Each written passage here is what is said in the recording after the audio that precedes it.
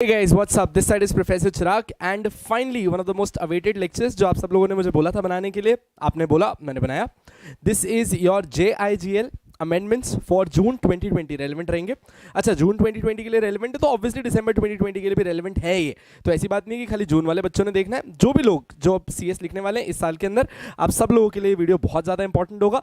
And जो दिसंबर 20 वाले हैं उनको तो मेरे पेन ड्राइव्स के अंदर भी ऑलरेडी इनकलकेटेड मिलेगा. जो जून वाले हैं उन लोगों के लिए ये एडिशनली रिकॉर्ड किया गया है.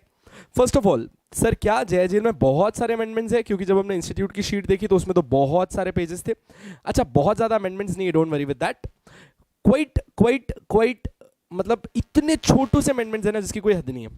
मतलब अगर मैं आपको भी अमेंडमेंट्स पढ़ाने जाऊं तो I think we should need 15-20 minutes. हम पूरा का पूरा अमेंडमेंट्स खत्म कर सकते हैं, नॉट मोर देन दैट.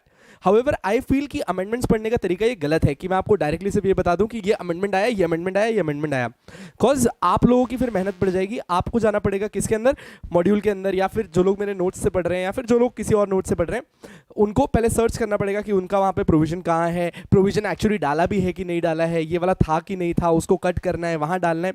तो आई थिंक इस सब प्रॉब्लम का एक ही सोल्यूशन मुझे दिखा कि मैं आप लोगों के लिए कॉम्प्रिहेंसिवली नोट्स ही बना के ले आऊँ. तो एक्चुअली JIGL अमेंडमेंट 2020 के अंदर जो आए हैं ये सिर्फ 2 ही चैप्टर्स के अंदर आए हैं, सिर्फ 2. कौन से हैं? एक है आर्बिट्रेशन एंड कंसिलिएशन एक्ट 2019 के लिए आ गया भाई. दूसरा RTI एक्ट 2019. ये 2 अमेंडमेंट्स आए हैं, आपको मेरी स्क्रीन पे देख ही रहे होंगे. बस ये अपन ने 2 ही चीज़ें पढ़नी है. अब 2 तरीके होते हैं. मैं आपके लिए क्या कर रहा हूं, मैंने इन नोट्स को जो आप लोगों के लिए बनाया है इसको पूरा का पूरा एकदम सिंप्लीफाई कर दिया है. इंस्टीट्यूट ने अराउंड अप्रॉक्सीमेटली कुछ 30 पेजेस के आसपास आपको दिए थे. अपन लोगों ने उसको शॉर्टन अप करके हार्डली 14-15 पेजेस पे लेके आया है. At the same time we have not reduce the content, we have just made it more simple, direct legible. जो हमने लिखना है direct up to the point, उसके ऊपर बात की है.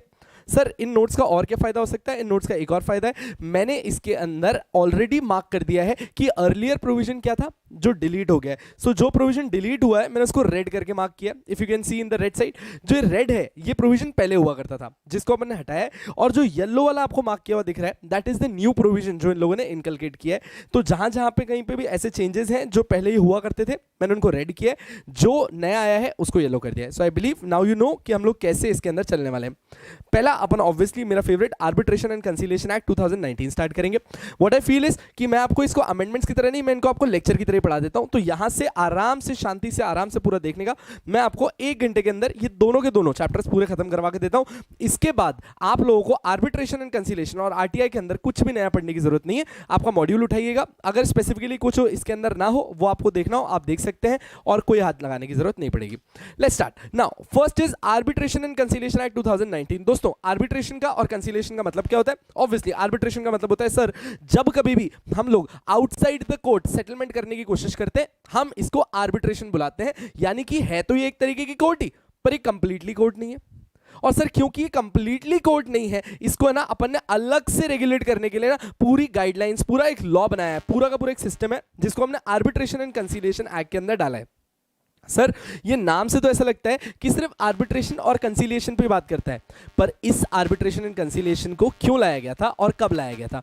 इसको लाया गया था 1996 के अंदर. 1996 में, अच्छा मैं भारत की बात कर रहा हूं, 1996 में पहली बार इंडिया के अंदर आर्बिट्रेशन एंड कंसिलिएशन एक्ट की बात की गई थी, जहां पे इन लोगों ने बताया था कि भाई कोर्ट बहुत ओवरबर्डन हो रही है, कोर्ट के पास टाइम नहीं है, आप सब लोग कोर्ट के पास जस्टिस सीख करने जाते हो पर जस्टिस इतना डिलेड मिलेगा कि उस डिलेड जस्टिस का कोई फायदा नहीं रहेगा. And it's a great saying that justice delayed is as good as justice denied. तो इस सब को चलते हुए, और भारत की जुडिशरी इतना इसको मेंटेन नहीं कर पाएगी हम सब जानते हैं, हमने सोचा कि आर्बिट्रेशन करना ही अब अच्छा चीज रहेगा. आर्बिट्रेशन का मतलब क्या होता है? बाहर आपसी मतभेद खुद हटा लेना, साथ में एक एक्सपर्ट बंदे को बिठा देना जो आपकी बात सुनेगा और आपको गाइड करेगा कि आप लोग कैसे इसका समझौता कर सकते हैं. अब सर आप ये जो बोल रहे हो गाइड करेगा, कैसे समझौता कर सकते हैं, ये मतलब क्या अलग अलग तरीके होते हैं? Yes, arbitration and conciliation is a form of ADR. क्या है? Is a form of ADR. तो दोस्त, जब मैं ADR बोलता हूं ना तो ADR stands for alternative dispute redressal mechanism. ADR का मतलब क्या होता है? Alternative dispute redressal. Dispute redress, dispute सुलझाने का एक दूसरा तरीका, कोर्ट ना जाके कहीं और जाके इसको सुलझाना, इज ADR. यहां तक एकदम ठीक है। जब मैं कहता हूं इट्स एडीआर तो आगे बात समझिएगा। एडीआर कहता है कि भाई देखो कोर्ट के ऊपर पास मत जाओ, मैं आपको कोर्ट जैसी बाहर बॉडीज देता हूं। एक बॉडी मैं आप लोग को देता हूं आर्बिट्रेशन की तरफ। अब आर्बिट्रेशन वाली बॉडी का मतलब क्या है कि सर ये बिल्कुल कोर्ट की तरह चलेगी, इसमें एक बंदा एक जज की तरह बैठेगा जिसको हम आर्बिट्रेटर बुलाएंगे। एक से ज्यादा जज भी हो सकते हैं। बाकायदा एक चीज याद रखना कि कभी भी जज का नंबर इवन में नहीं हो सकता, यानी कि 2, 4, 6, 8 नहीं हो सकता। इसका ऑब्वियस रीजन है क्योंकि टाई हो जाएगा। हमेशा ये किस में होना चाहिए, ऑड में होना चाहिए, 1, 3, 5, 7, ताकि कभी टाई नहीं होगा। कैसे अपॉइंट होते हैं आगे बताता हूं। आर्बिट्रेशन है सर, और कौन से तरीके होते हैं, नेगोशिएशन होता है। नेगोशिएशन का मतलब क्या है, मांडवली। एक्चुअली दोनों पार्टीज एक दूसरे से भावताव करती हैं कि भाई मेरे को ये चाहिए, आपको ये चाहिए, ले दे के सेटल करते हैं। This is negotiation. Next up इसके अंदर अपन ने और क्या पढ़ना है सर, इसके अंदर मीडिएशन भी है, कंसीलिएशन भी है। हाउएवर इस एक्ट के अंदर, इन नोटिफिकेशन के अंदर मीडिएशन और कंसीलिएशन की बात नहीं हुई है। कुल मिला के अगर आप देखें तो मीडिएशन के अंदर क्या होता है कि ये इन दोनों के बीच में एक मीडिएटर की तरह आ जाता है। मीडिएशन मतलब ये मीडिएटर की तरह बीच में खड़ा रहता है। आप क्या बोल रहे हो, आप क्या बोल रहे हो, ये आपके लिए ऐसा बोल रहा है, आप इसके लिए ऐसा बोल रहे हैं, एक दूसरे में मीडिएट करवा रहा है, एक दूसरे में बात करवा रहा है। ये मीडिएशन है। कितनी बार ऐसा होता है कि आपकी प्रॉब्लम सॉल्व क्यों नहीं होती, क्योंकि आप लोग एक दूसरे से बात ही नहीं कर रहे हो। तो अगर बात करवाना चालू कर दो तो हो सकता है कि एक हल आ जाए। तो ये मीडिएशन होता है जहां पे मीडिएटर एक्टिवली रोल प्ले करता है आप दोनों की बात करवाने में। फिर होता है कंसीलिएशन। अब कंसीलिएशन में ना कंसीलिएटर क्या बोलता है कि मैं पीछे हूं, आप दोनों बात करो, मैं सुन रहा हूं, अगर आप लोग कहीं फंस जाओ तो मैं बीच में आता हूं। तो मतलब मैं पैसिव रोल प्ले कर रहा हूं, आप दोनों आराम से बात कर लो, आप सॉर्ट कर लो आपको कैसे सॉर्ट करना है। और आप लोग का अगर कोई समझौता हो रहा हो तो मैं बीच में आपको और आइडियाज दूंगा कि आप ऐसा भी कर सकते हो, ऐसा भी कर सकते हो। हाउएवर फाइनल कॉल आप लोगों का है, मैं बीच में नहीं आऊंगा। बट आर्बिट्रेशन में ऐसा नहीं होता है। आर्बिट्रेशन में एक आर्बिट्रेटर यानी कि 3 आर्बिट्रेटर या फिर 5 या फिर 7 आर्बिट्रेटर्स आपकी पूरी बात सुनते हैं बकायदा कोर्ट की तरह, और वो अपना एक जजमेंट पास करते हैं आपकी सारी बातें सुनने के बाद। इसको आप बोलते हो आर्बिट्रेशन। अब इस एक्ट का 1996 के बाद और भी नोटिफिकेशन आए। 2000 में इसके ऊपर बात हुई, 2001 में इसके लिए बात हुई, 2015 जो सबसे लेटेस्ट रेगुलेशन हुआ करते थे, इससे पहले अपन लोग वो पढ़ते थे 2015 के रेगुलेशंस। अब अमेंडमेंट एक्ट 2019 आया है। अब सबसे पहला सवाल कि सर क्यों ये रेगुलेशंस आए। सबसे पहली बात, क्यों ये रेगुलेशंस आए सुनाओ। In the very starting, it was the Conciliation Act 1996, Arbitration and Conciliation Act 1996 चलता था, relating to domestic arbitration, international commercial arbitration. तो पहले पहले क्या होता था, डोमेस्टिक। बेटा डोमेस्टिक आर्बिट्रेशन मतलब मेरे देश के अंदर 2 पार्टीज के बीच में arbitration is domestic arbitration. Next up is international commercial arbitration. Sir what is international commercial arbitration, यानी कि ऐसे तरीके के कमर्शियल एग्रीमेंट्स जो 2 पार्टीज के बीच में हो जिसमें से दोनों में से एक पार्टी भारत की नहीं हो, तो इस वाले एग्रीमेंट को आप क्या बुलाते हो, इंटरनेशनल कमर्शियल एग्रीमेंट। अगर दोनों पार्टीज में से एक पार्टी भारत की नहीं है, ये बन गया इंटरनेशनल कमर्शियल एग्रीमेंट। और अगर ये लोग अपने मुद्दे को आर्बिट्रेशन के थ्रू सुलझाना चाहते हैं तो हम इसी को बोलेंगे international commercial arbitration. As simple as that. Let's go ahead. And enforcement of foreign arbitral awards and also to define the law relating to conciliation and for matters connected therein। तो ये 1996 का काम था कि ये सब कुछ समझाता था कि भाई फॉरेन आर्बिट्रल अवार्ड कैसे पास होंगे, कंसिलेशन ऑर्डर्स कैसे आएंगे। फिर इसको 2015, मैंने डायरेक्ट बीच का 2001 वाली हिस्ट्री हटा दी because that really is not important for us. Last क्या था बस वो जान लेते हैं। 2015 to make arbitration cost effective. Obviously arbitration को कॉस्ट इफेक्टिव बनाना ही पड़ेगा। क्यों, कोर्ट के प्रोसीजर बहुत एक्सपेंसिव होते थे। हम आपको बोल रहे हैं कि भाई आप कोर्ट्स में नहीं, अब आप आउटसाइड द कोर्ट सेटलमेंट लो। अगर आप लोग कोर्ट के प्रोसीजर से बाहर निकल रहे हो, आउटसाइड द कोर्ट सेटलमेंट ले रहे हो, तो एटलीस्ट वी वांट कि ये स्पीडी हो, कॉस्ट इफेक्टिव हो। यही चीज 2015 ने अश्योर करी, to make it cost effective, speedy, और कोशिश करी कि जितना हो सके कोर्ट का इंटरवेंशन कम हो, विथ मिनिमम कोर्ट्स इंटरवेंशन। अब बात समझना है, यहां तक मैंने आपको बताई हिस्ट्री। अब रीजन समझना है कि क्यों अपन 2019 का एक्ट ला रहे हैं। अब ये जो है, ये आपको मैंने जो नीचे दिया है, this is the reason why 2015 was not completely एकदम मैं बोलूं strong, and we wanted to make it more stronger, and 2019 लेके आना था। This is the reason. Even then it was not preferred by the parties. इतना सब कुछ करने के बाद भी parties were not preferring it. So, in order to identify the roadblocks to the development of arbitration examine specific issues affecting the Indian arbitration landscape. तो इस समस्या को और इस प्रॉब्लम को कि लोग क्यों नहीं इसको प्रेफर कर रहे हैं, समझने के लिए हम लोगों ने क्या किया, हम लोगों ने एक कमेटी बनाई, a road map for making India a robust centre for institutional arbitration both domestic and international. Central government ने कॉन्स्टिट्यूट की एक कमेटी, क्योंकि सेंट्रल गवर्नमेंट ने कॉन्स्टिट्यूट की है ना, तो इसका नाम वैसे ही याद रख लेना, हाई लेवल कमेटी। अच्छा, हर बार जरूरी नहीं है कि जो भी कमेटी बनाए, सिर्फ एक याद रखने का तरीका बता रहा हूं कि सेंट्रल गवर्नमेंट ने क्या की, एक हाई लेवल कमेटी बना दी। अब ये हाई लेवल कमेटी क्यों बनाई? ये हाई लेवल कमेटी बनाई किसके चेयरमैनशिप में? Justice BN Shri Krishna, former जज of the supreme Court of India. एकदम ठीक है भाई। सर ये हमको याद रखना है क्या? नहीं, इतना कुछ याद रखने की जरूरत नहीं, सिर्फ आपको बता रहा हूं कि पहली बात 1996 में आया था, 2015 में इसको अमेंड किया गया। क्यों किया गया? स्पीडी बनाने के लिए, कॉस्ट इफेक्टिव बनाने के लिए। पर फिर भी पार्टीज इसको प्रेफर नहीं कर रही थी। तो क्यों पार्टीज इसको प्रेफर नहीं कर रही थी, क्या एरर्स आ रहे थे और कैसे इन्हें सुलझाया जा सकता है, इसको लेकर आप लोगों ने सेंट्रल गवर्नमेंट को बोला कि सर आप क्या करिए, एक नई कमेटी बनाइए, जिसको हमने क्या बोला, हाई लेवल कमेटी। कौन है उसका chairman? Sir former supreme court जज यानी कि BN Shri Krishna. Now, the committee submitted its report on 30th of July 2017. See how fast we are. 30 जुलाई 2017 को कमेटी की रिपोर्ट आ गई थी कि भाई आपको ये करना चाहिए। सर ये मतलब क्या करना चाहिए? The said committee recommended. उसने ना बहुत छोटी सी बात करी, और मैं बोलूँ ना, आई थिंक कोई इतने मेजर अमेंडमेंट्स है ही नहीं। क्यों? क्योंकि उनके रिकमेंडेशंस भी कोई बहुत ज़्यादा खतरनाक नहीं थे। Arbitration is a matter of choice, and if the parties are not feeling comfortable कि उनको outside the court settlement करना है, they are not going to go for arbitration, even if it is cost effective, even it is speedy, anything. So इनके recommendations भी बेचारों के बहुत up to the point थे कि you know that the old arbitration act is no bad, it's good. Just कुछ छोटी मोटी चीज़ें हैं जो कुछ problems है जिसको हम correct कर देते हैं। यानी कि पहला था एक independent body बनाओ। अच्छा, अब ये independent body क्यों बनानी थी? ये चाह रहे थे कि यार है ना, अच्छा just to say I am N arbitrator. अरे मैं कितना अच्छा आर्बिट्रेटर हूँ कैसे पता पड़ेगा आपको? ये तो कोई जानने का तरीका ही नहीं है, क्योंकि कोई आर्बिट्रेटर या फिर आर्बिट्रेशन इंस्टीट्यूशन की या फिर ग्रुप ऑफ आर्बिट्रेटर्स की कोई ग्रेडिंग नहीं होती थी कि the quality of arbitrators they are. Sir कैसे पता पड़ेगा how quality arbitrators they are? Might be there can be कि उनका एजुकेशन बैकग्राउंड देखना है, उनका एक्सपीरियंस देखना है, उनके पास्ट रिकॉर्ड्स देखने हैं, कितने केसेस डील कर चुके हैं, वगैरह वगैरह देख के हम एक उनको ना अक्रीडिएशन दे कि भाई किस लेवल की ग्रेड पे वो आते हैं। तो ये सबसे पहला इस कमेटी का रिकमेंडेशन था कि हमको क्या चाहिए, पहले तो आप एक इंडिपेंडेंट बॉडी बनाओ। ये इंडिपेंडेंट बॉडी क्यों बनानी है? जो ग्रेडिंग करेगी। ग्रेडिंग किसकी करेगी? आर्बिट्रल इंस्टीट्यूशंस की एंड अक्रीडिएशन ऑफ आर्बिट्रेटर्स। तो आर्बिट्रेटर्स को अक्रीडिएशन देगी, इंस्टीट्यूशंस को रिकॉग्नाइज करेगी, उनको ग्रेड देगी कि वो किस लेवल का काम कर रहे हैं।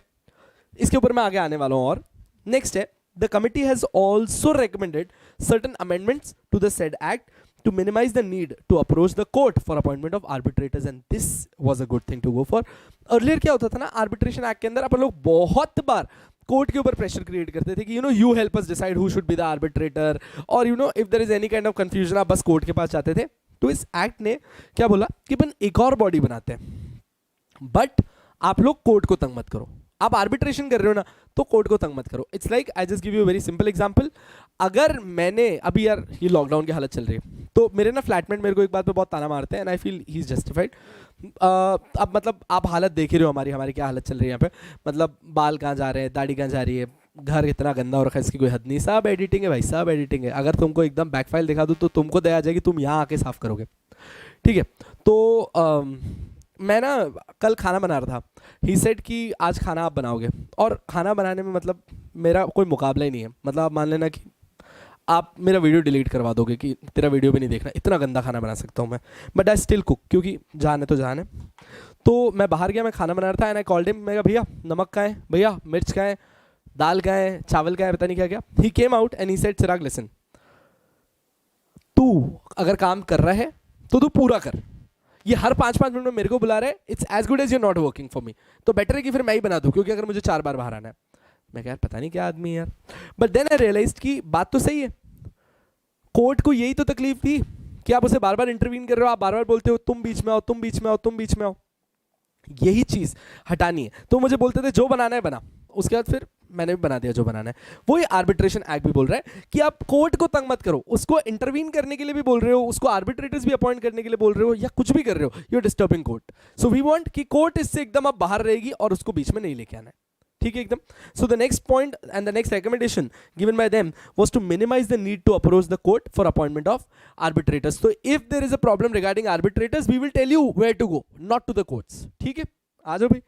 Now, so in order to inculcate the recommendation, the Arbitration and Conciliation Amendment Act 2019 passed by the Parliament. The salient features of the Conciliation Act 2019 are as follows. अच्छा, Section 11 में कुछ changes किए इन लोगों ने. Now, while we're talking about Section 11, Section 11 sir deal किससे करता है? This is a very important section for your exams for this June 20. I'm very sure कि यहाँ से क्वेश्चन आने का चांस हो सकता है, नहीं भी आएगा शायद, बट स्टिल जो बोल रहा हूं उसको एकदम ढंग से देखना। Section 11 is appointment of arbitrators. Now इसके अंदर कुछ छोटे से चेंजेस है। ये जो रेड वाला पार्ट है वो हट गया है। पहले क्या होता था, so as to change the system of appointment of arbitrators by the supreme court और high Court to a system where the arbitrator shall be appointed by the institution designated by the supreme court और high Court. Now do you see what's the difference? Earlier क्या होता था कि भाई आप जो appointment करवाते थे ऑफ आर्बिट्रेटर्स का वो सुप्रीम कोर्ट से या फिर हाई कोर्ट से कराते थे, ठीक है एकदम। अब उसको इन लोगों ने शिफ्ट कर दिया। सर शिफ्ट करके कहां लिया? उन्होंने बोला कि अब ये जो सुप्रीम कोर्ट है और ये हाई कोर्ट है ये नॉमिनेट करेंगे। क्या करेंगे? नॉमिनेट करेंगे कोई इंस्टीट्यूशंस। सुप्रीम कोर्ट कोई इंस्टीट्यूशन नॉमिनेट करेगा, हाई कोर्ट कोई इंस्टीट्यूशन नॉमिनेट करेगा, और आप अब अपॉइंटमेंट ऑफ आर्बिट्रेटर्स के लिए सुप्रीम कोर्ट या हाई कोर्ट के पास नहीं जाओगे, आप उनके दिए गए किनके पास? इंस्टीट्यूशंस के पास जाओगे। सर अब सुप्रीम कोर्ट ने एक इंस्टीट्यूशन दिया है, हाई कोर्ट ने दूसरा इंस्टीट्यूशन दिया है, हम कहां जाएंगे? डोंट वरी, कोई भी इंटरनेशनल आर्बिट्रेशन एग्रीमेंट के फ्लॉज के लिए आप लोग सुप्रीम कोर्ट की कमेटी के पास जाओगे, काउंसिल के पास जाओगे। और अगर डोमेस्टिक आर्बिट्रेशन से लेके कुछ भी है तो आप अपने स्टेट के जो हाई कोर्ट ने जिस इंस्टीट्यूशन को नॉमिनेट किया है वहां जाओगे। Make sense till now? Let's start ahead. Establishment and incorporation of an independent body, namely the Arbitration Council of India. अब देखना इसने क्या बोला? Establishment and incorporation of an independent body. अब इन लोगों ने एक बॉडी बनाई, बॉडी का नाम है आर्बिट्रेशन काउंसिल ऑफ इंडिया। ये पहले एग्जिस्ट नहीं करता था, इसीलिए मैंने इसको येलो मार्क किया, इट्स अ न्यू थिंग, ठीक है। For the purpose of grading. अब देखो सर आपने ये बॉडी क्यों बनाई है? इन्होंने बनाई है आर्बिट्रेशन काउंसिल ऑफ इंडिया। ये क्यों बनाया है सर? ये हमने बनाया है ताकि हम ग्रेडिंग कर पाए। ग्रेडिंग किसकी कर पाए? इंस्टीट्यूशंस की कर पाए, और एक्रीडिएशंस दे पाए। किसको दे पाए? आर्बिट्रेटर्स को दे पाए। सर क्या यही इस एक्ट का रिकमेंडेशन था? एक the committee recommended for certain amendments to the said act to minimise the approach to the court. तो ये भी हो गया कि भाई अप्रोच कोर्ट की चेंज करी, क्या कर दिया उन लोगों ने कि अब इंस्टीट्यूशन के पास जाना है। और पहले वाला भी हो गया for the establishment of a body. कौन सी बॉडी सर? ये वाली body, Arbitration Council of India बना दिया। क्यों बनाया sir? For grading of the arbitral institutions and accreditations of arbitrators. लो भाई, तो जो रिकमेंडेशंस थे उसी को अपन ने लॉ बना दिया। As simple as that. That's why it's very important to understand the recommendations in any upcoming acts. कभी भी आप लोग, इवन मुझसे नहीं, कोई भी एक्ट पढ़ रहे हो, हमेशा पहले recommendations पढ़ो जो जिसके ऊपर इस एक्ट को बनाया गया है। हमेशा आपको एक्ट का लॉजिक सबसे अच्छा समझ में आएगा। At least I do this in my general life. Now I have given you some note जो बहुत ही सिंपल है। In case where there are no arbitral institutions available. Now what is happening, क्योंकि सर 2019 में आया है, आर्बिट्रल इंस्टीट्यूशन नहीं है हमारे पास, ठीक है। No arbitral institutions available. The Chief Justice of the concerned High Court may maintain a panel of arbitrators for discharging the function and duties of arbitral institution. तो अगर आपके इस एरिया में कोई arbitral institution ही नहीं है तो फिर ऐसे केस में हाई कोर्ट क्या करेगी? वो बोलती है कि देखो अभी मैं तो अब बीच में नहीं आने वाली, तो मैं क्या कर देती हूँ आपके लिए, मैं आपके लिए एक पैनल ऑफ आर्बिट्रेटर्स अपॉइंट कर देती हूँ, ठीक है। अब ये panel of arbitrators are as good as nothing but the arbitral institution. अब सर हमको ये कहानी पूरी समझ में आने लगी है। ये कहानी कुछ ऐसा कह रही है कि आपका सुप्रीम कोर्ट और हाई कोर्ट, जो आप पहले उसके पास आर्बिट्रेटर्स को अपॉइंट करने के लिए जाते थे, अब आप वहां नहीं जा सकते। वन, अब सुप्रीम कोर्ट और हाई कोर्ट अपने अपने इंस्टीट्यूशंस को नॉमिनेट कर देगी, जिसको हम आर्बिट्रल इंस्टीट्यूशन बुलाते हैं, बिल्कुल सही समझे आप। नेक्स्ट अप सर, ये जो इंस्टीट्यूशंस हैं ये आपको आर्बिट्रेटर्स की अपॉइंटमेंट में हेल्प करती है, अगर कोई भी प्रॉब्लम आए तो आपको गाइड करती है। हाई कोर्ट ने जिसको अपॉइंट किया है वो डोमेस्टिक आर्बिट्रेशन में हेल्प करता है, सुप्रीम कोर्ट ने जिसको अपॉइंट किया है वो इंटरनेशनल कमर्शियल एग्रीमेंट्स में हेल्प करता है। नेक्स्ट सर, अगर किसी स्टेट में ये आर्बिट्रल इंस्टीट्यूशन ही नहीं है तो उस केस में हाईकोर्ट क्या करेगा? उस केस में हाईकोर्ट क्या करेगा, कुछ आर्बिट्रेटर्स का पैनल बना देगा और उस पैनल को ही क्या डिक्लेयर कर देगा एज इंस्टीट्यूशन। सर ये इंस्टीट्यूशन कब तक माना जाएगा? जब तक कोई आर्बिट्रल इंस्टीट्यूशन नहीं आ जाता, तब तक के लिए यही पैनल को इंस्टीट्यूशन की तरह ट्रीट करना है। श्योर है? आई थिंक यहां तक आपको समझ में आ गया होगा। Next up is section 23 of the act. अच्छा, सेक्शन 23 आपके नोटिफिकेशन में ऐसे बैक टू बैक दिया है, अभी 11 पे बात करना बाकी है, we are going to come down to 11 again, don't worry, पर पहले 23 समझ लेते हैं। क्यों? क्योंकि इसमें अमेंडमेंट है। Section 23 of the act relating to statement of claim and defence, section 23 of the act relating to statement of defence and claim, ये वाले सेगमेंट में चेंज आ गया है। अब पहले क्या होता था ना, statement of claim and defence. बेटा पहले statement of claim and defence का मतलब समझ लो। अच्छा, ये आगे आपके नोट्स में भी था, बट अगेन मैंने इसको फिर कट कर दिया क्योंकि मैं आपको यहाँ समझा ही रहा हूँ, तो बार बार एक ही चीज को पढ़ने का कोई फायदा नहीं है। सो व्हेन आई से statement of claim and defence, it means दो पार्टीज है भाई। ऑब्वियसली एक पार्टी कोई रिलीफ मांग रही होगी, जो रिलीफ मांग रहा है वो क्लेम कर रहा है, ही इज अ क्लेमेंट, और जो रिप्लाई देगा ही इज द डिफेंडेंट। सही है, तो डिफेंडेंट डिफेंस देता है एंड क्लेमेंट क्लेम करता है। अभी क्या बोल रहा है, सेक्शन 23 में पहले statement of claim and defence को लेकर बात कही गई थी कि भाई पार्टीज को एज सुन एज पॉसिबल अपने क्लेम एंड डिफेंस देने चाहिए, पर यहां पे कोई टाइम लिमिट नहीं था कि कितने टाइम में आपको डिफेंस ले आना है, क्लेम कितने टाइम में स्टैब्लिश कर देना है, इसमें कोई टाइम लिमिट नहीं थी। So earlier it did not provide any time limit for filing of statement of claim. तो पहले कोई भी filing of statement of claim था ही नहीं, एग्जिस्ट ही नहीं करता था। ये गलत था क्योंकि पार्टी जबरदस्ती आर्बिट्रेशन को लंबा देती। अरे भाई जो गलत है वो तो टाइम वेस्ट करवाएगी, हमको चाहिए नहीं कि कोई इतना टाइम वेस्ट करवाए। तो अब आप लोगों ने इसको कैसे सुलझाया? But now the amended section provides that the statement of claim and defence, अब ये जो आपका क्लेम है, डिफेंस है, ये सब कुछ 6 महीने के अंदर स्टैब्लिश हो जाना चाहिए। Statement of claim and defence shall be completed within a period of 6 months. अब now sir 6 months from where? 6 months from the date the arbitrator receives the notice of appointment। तो जहां से आपने arbitrator को appoint कर लिया, hearing तक भी नहीं जाना, जहां से आपने आर्बिट्रेटर को अपॉइंट कर लिया वहां से तुम्हारे पास 6 महीने का टाइम है। 6 महीने के अंदर क्या क्या करना है तुम लोगों को? अपना क्लेम भी स्टैब्लिश करना है, अपना डिफेंस भी स्टैब्लिश करना है, इसके बाद आर्बिट्रेटर प्रोसीडिंग्स आगे बढ़ा देगा। ठीक है एकदम। चलो नेक्स्ट अप, इसके साथ ही क्या किया इन लोगों ने? एनहांस्ड प्रोविजंस लाए टू प्रोटेक्ट द आर्बिट्रेटर और आर्बिट्रेटर्स। अच्छा, यहां पे इन लोगों ने क्या किया ना, एक छोटी सी चीज की है जो मैंने आगे वापस से विद सेक्शन डाली है आपके लिए, 43J के इन सब में अमेंडमेंट्स आए। बट यहां पे इन लोगों ने क्या किया, इनका कहना है कि भाई आर्बिट्रेटर को या फिर ग्रुप ऑफ आर्बिट्रेटर्स को प्रोटेक्ट करो। सर प्रोटेक्ट क्यों करना है उनको? कि अगर उन लोगों ने कोई गुड फेथ में काम किया है, अगर उन लोगों ने कोई गुड फेथ में काम किया है, तो ऐसे केस के अंदर आप उनकी पर्सनल लायबिलिटी अटैच नहीं कर सकते किसी भी क्लेम के अंदर, as simple as that. To protect the arbitrators from any suit or other proceeding for an action or omission done in good faith. So you have done an action जिससे सामने वाली पार्टी ऑफेंड हो गई, और you have not done something, और ये ना करने की वजह से सामने वाली पार्टी क्या सोच रही है? दे फील कि आपने कुछ गलत किया है, but you are able to prove that whatever you have done is done in good faith. So if you have done in good faith, this new act protects you from any kind of personal liability, any kind of legal case against you, no obligation in the course of arbitration proceedings. अभी short till now, तो अब आप लोगों को मैंने ये amendments बता दिए। अब एक्चुअली यहाँ पे इस साइड में कोई अमेंडमेंट है नहीं बेटू, ठीक है ना, तो ये एकदम फास्ट बता रहा हूं, आपका रिवीजन हो जाएगा। जिन लोगों ने यहां तक मेरी बात सुनी है, आई थिंक उन लोग को ये चैप्टर खत्म करना ही है, तो मैं ही करवा देता हूं आप लोग को। I think that will be much better for you. So now detail of arbitration and conciliation amendment act 2019, these provision जिसके ऊपर मैंने कुछ भी नहीं किया, these have standard still and same, there is no difference to that. ये सिर्फ आपको वापस से 2019 में भी रीस्टेट किए गए, since they been restated again in 2019। आई फील एक बार वापस बता दूं ताकि कोई मन में दो दुविधा न रहे। नाउ सबसे पहला है 11(1). 11(1) क्या बोलता है आप लोग को कि भाई आर्बिट्रेटर कहीं का भी हो सकता है, किसी भी नेशनैलिटी का हो सकता है। हम लोग कभी भी ऐसा नहीं बोलते कि एक आर्बिट्रेटर भारतीय होना चाहिए, आप तो जानते हो हम लिबरल है यार एकदम।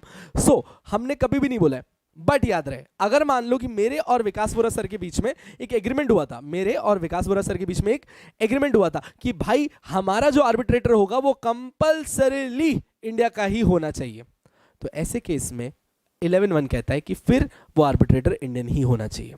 You getting the point? So unless to the contrary anything is stated, always arbitrator can be of any nationality.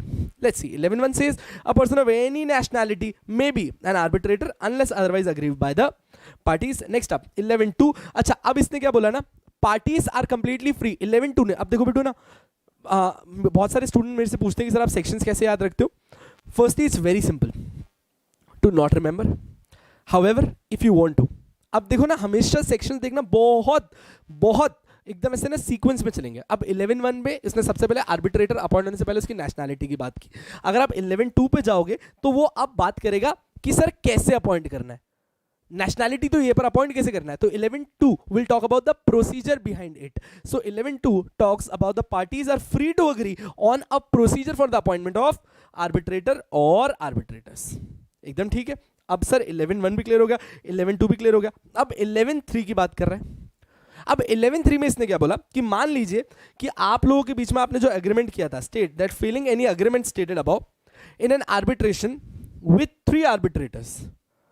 3 arbitrators appoint हो रहे हैं, तो आप लोग कैसे अपॉइंट करोगे.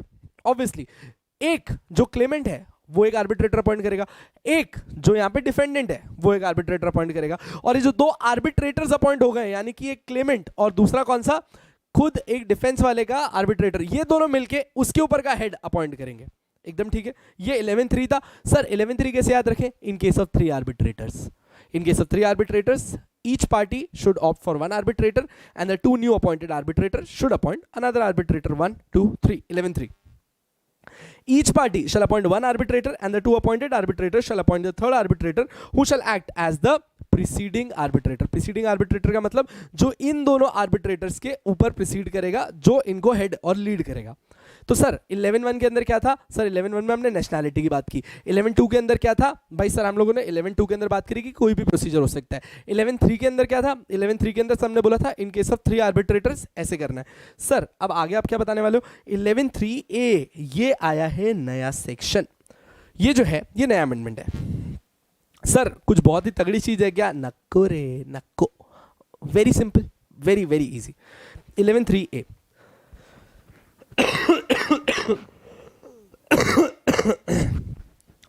हाँ जी. नाउ 11(3)(a) ने क्या बोला है, जो मैंने आपको ऑलरेडी बता दिया है. The supreme court and the high court shall have the power to designate.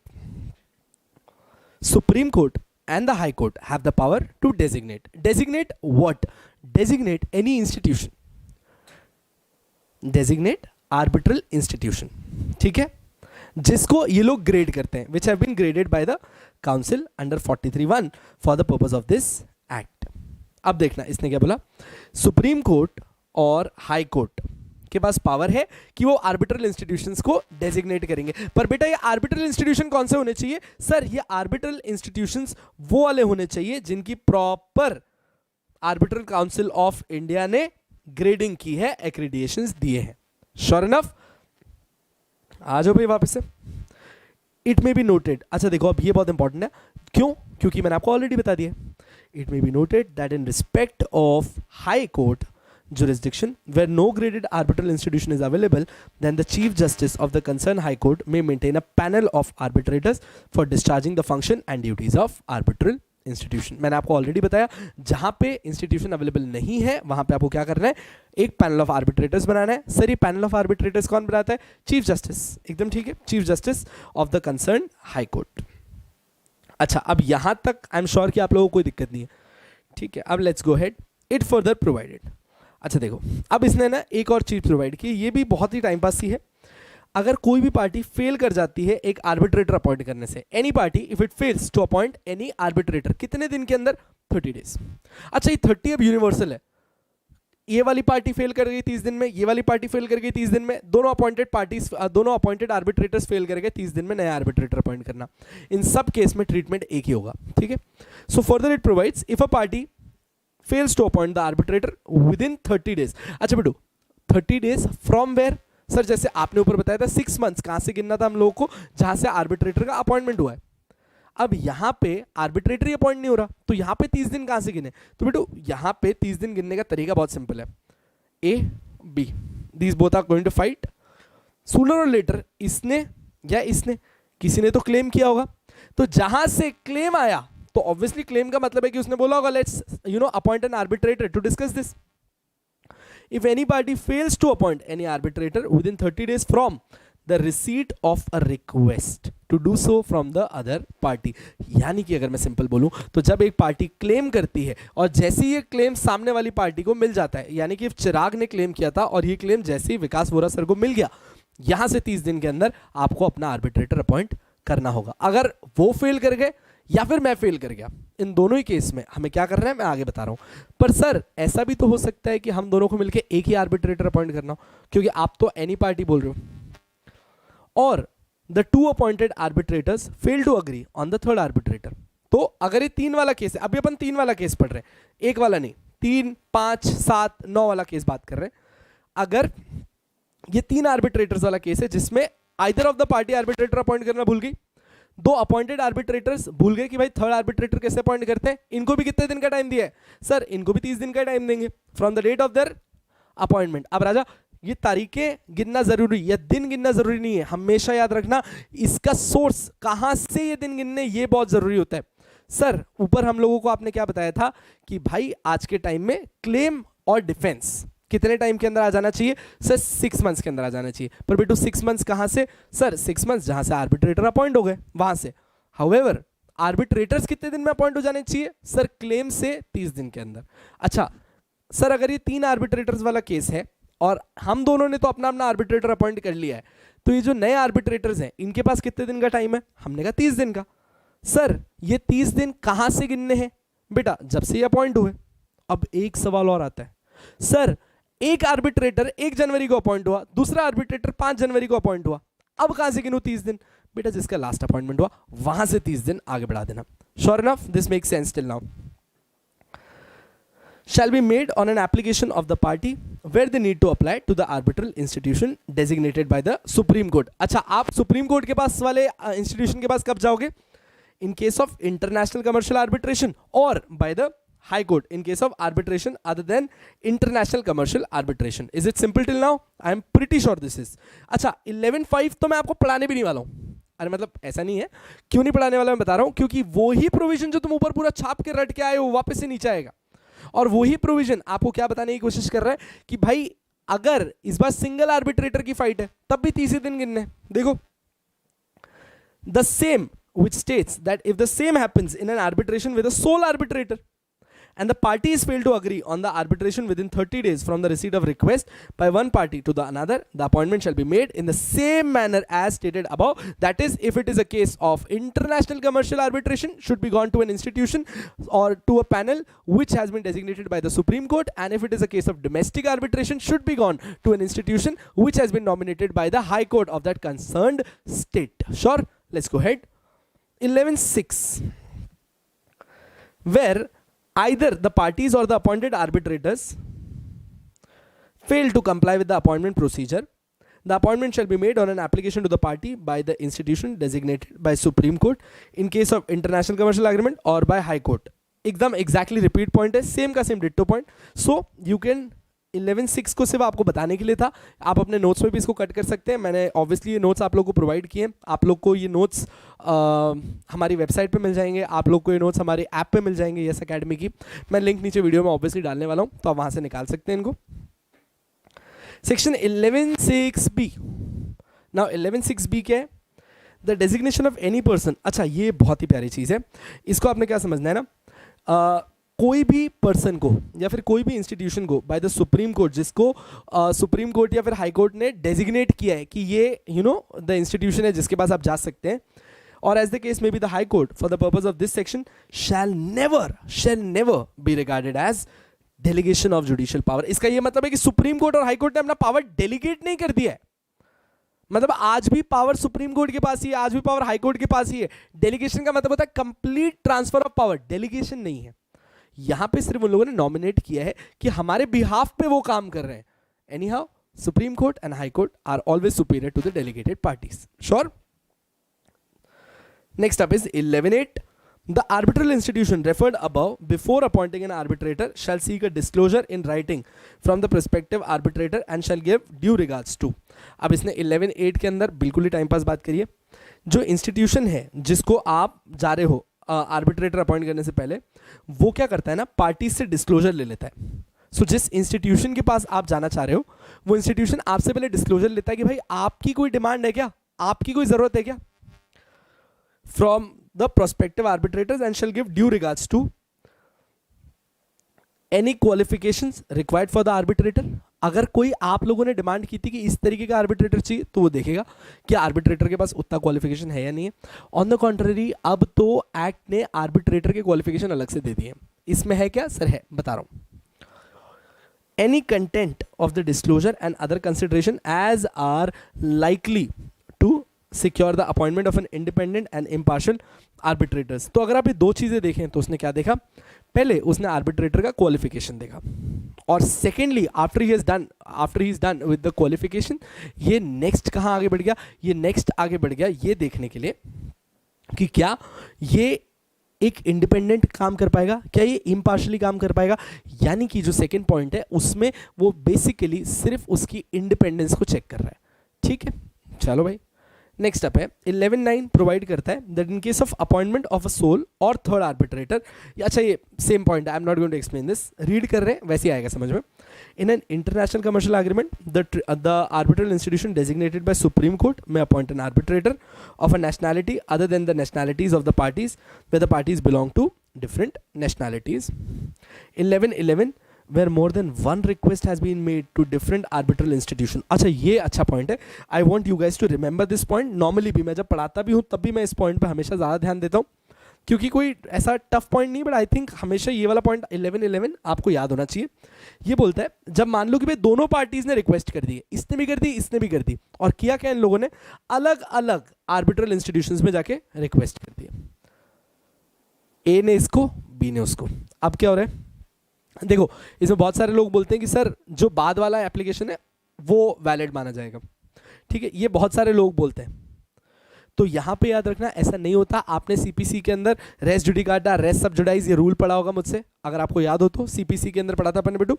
तो यहां पे एक चीज याद रखना, जब कभी भी एक मैटर किसी कोर्ट के अंदर पेंडिंग होता है तो वो मैटर दूसरी कोर्ट में नहीं उठाया जा सकता. So if there are two parties A B, A ने पहले एप्लीकेशन फाइल कर दी, this application is pending now. So if this is pending automatically इसकी कोई वैल्यू नहीं है. तो जहां पहली एप्लीकेशन फाइल की गई थी उसके पास पावर आएगा. ठीक है, to which the request has been first made under the relevant subsection shall be competent to appoint. अभी short now next up is 11.12 which says according to 11.12 of the act an application for appointment of an arbitrator shall be disposed of by the institution within a period of 30 days from the date of notice on the opposite party. एकदम ठीक है. ये point तो sir आपने already अभी भी बताया था कि 30 दिन के अंदर आर्बिट्रेटर अपॉइंट कर देना है. सो सर ये वापस क्यों है, क्योंकि एक्ट के अंदर स्ट्रीमलाइन वापस बताया गया है. Almost to the end 11.14 states that arbitral institution shall determine the fees. Arbitral institutions को बताना है कितनी फीस ट्रिब्यूनल को मिलनी चाहिए and the manner of its payment to the arbitral tribunal subject to the rate specified in the fourth schedule. Fourth schedule के अंदर जो रेट्स दी गई हैं वो देखते हुए आप लोग बताते हैं कि भाई कितनी फीस मिलनी चाहिए. It may be noted that 11.14 shall not only apply to international commercial agreement but it is already decided between parties. अब देखना इसने क्या बोला, जो सेक्शन 14 है ये कहाँ नहीं लगता सर, सेक्शन 14 इंटरनेशनल एग्रीमेंट्स में नहीं लगता. ठीक है, इंटरनेशनल एग्रीमेंट में आप बीच में बताओ, it has been debarred. And next चीज़, या फिर जब पार्टीज ने अपने बीच में डिसाइड कर रखा था कि हम लोग कितनी फीस पे करने वाले हैं, कौन फीस पे करने वाला है, तब आप लोग बीच में नहीं आ सकते. तो यानी कि 11.14 का रोल बिल्कुल ही नेग्लिजिबल है. वो सिर्फ तब बीच में आता है जब एक शक है कि कोई फीस डिसाइडेड नहीं है और अप्रोप्रिएट फीस क्या होनी चाहिए. उसमें भी आपकी मदद करता है इंस्टीट्यूशन. कैसे? फोर्थ शेड्यूल के अंदर जाके रेट्स देख के.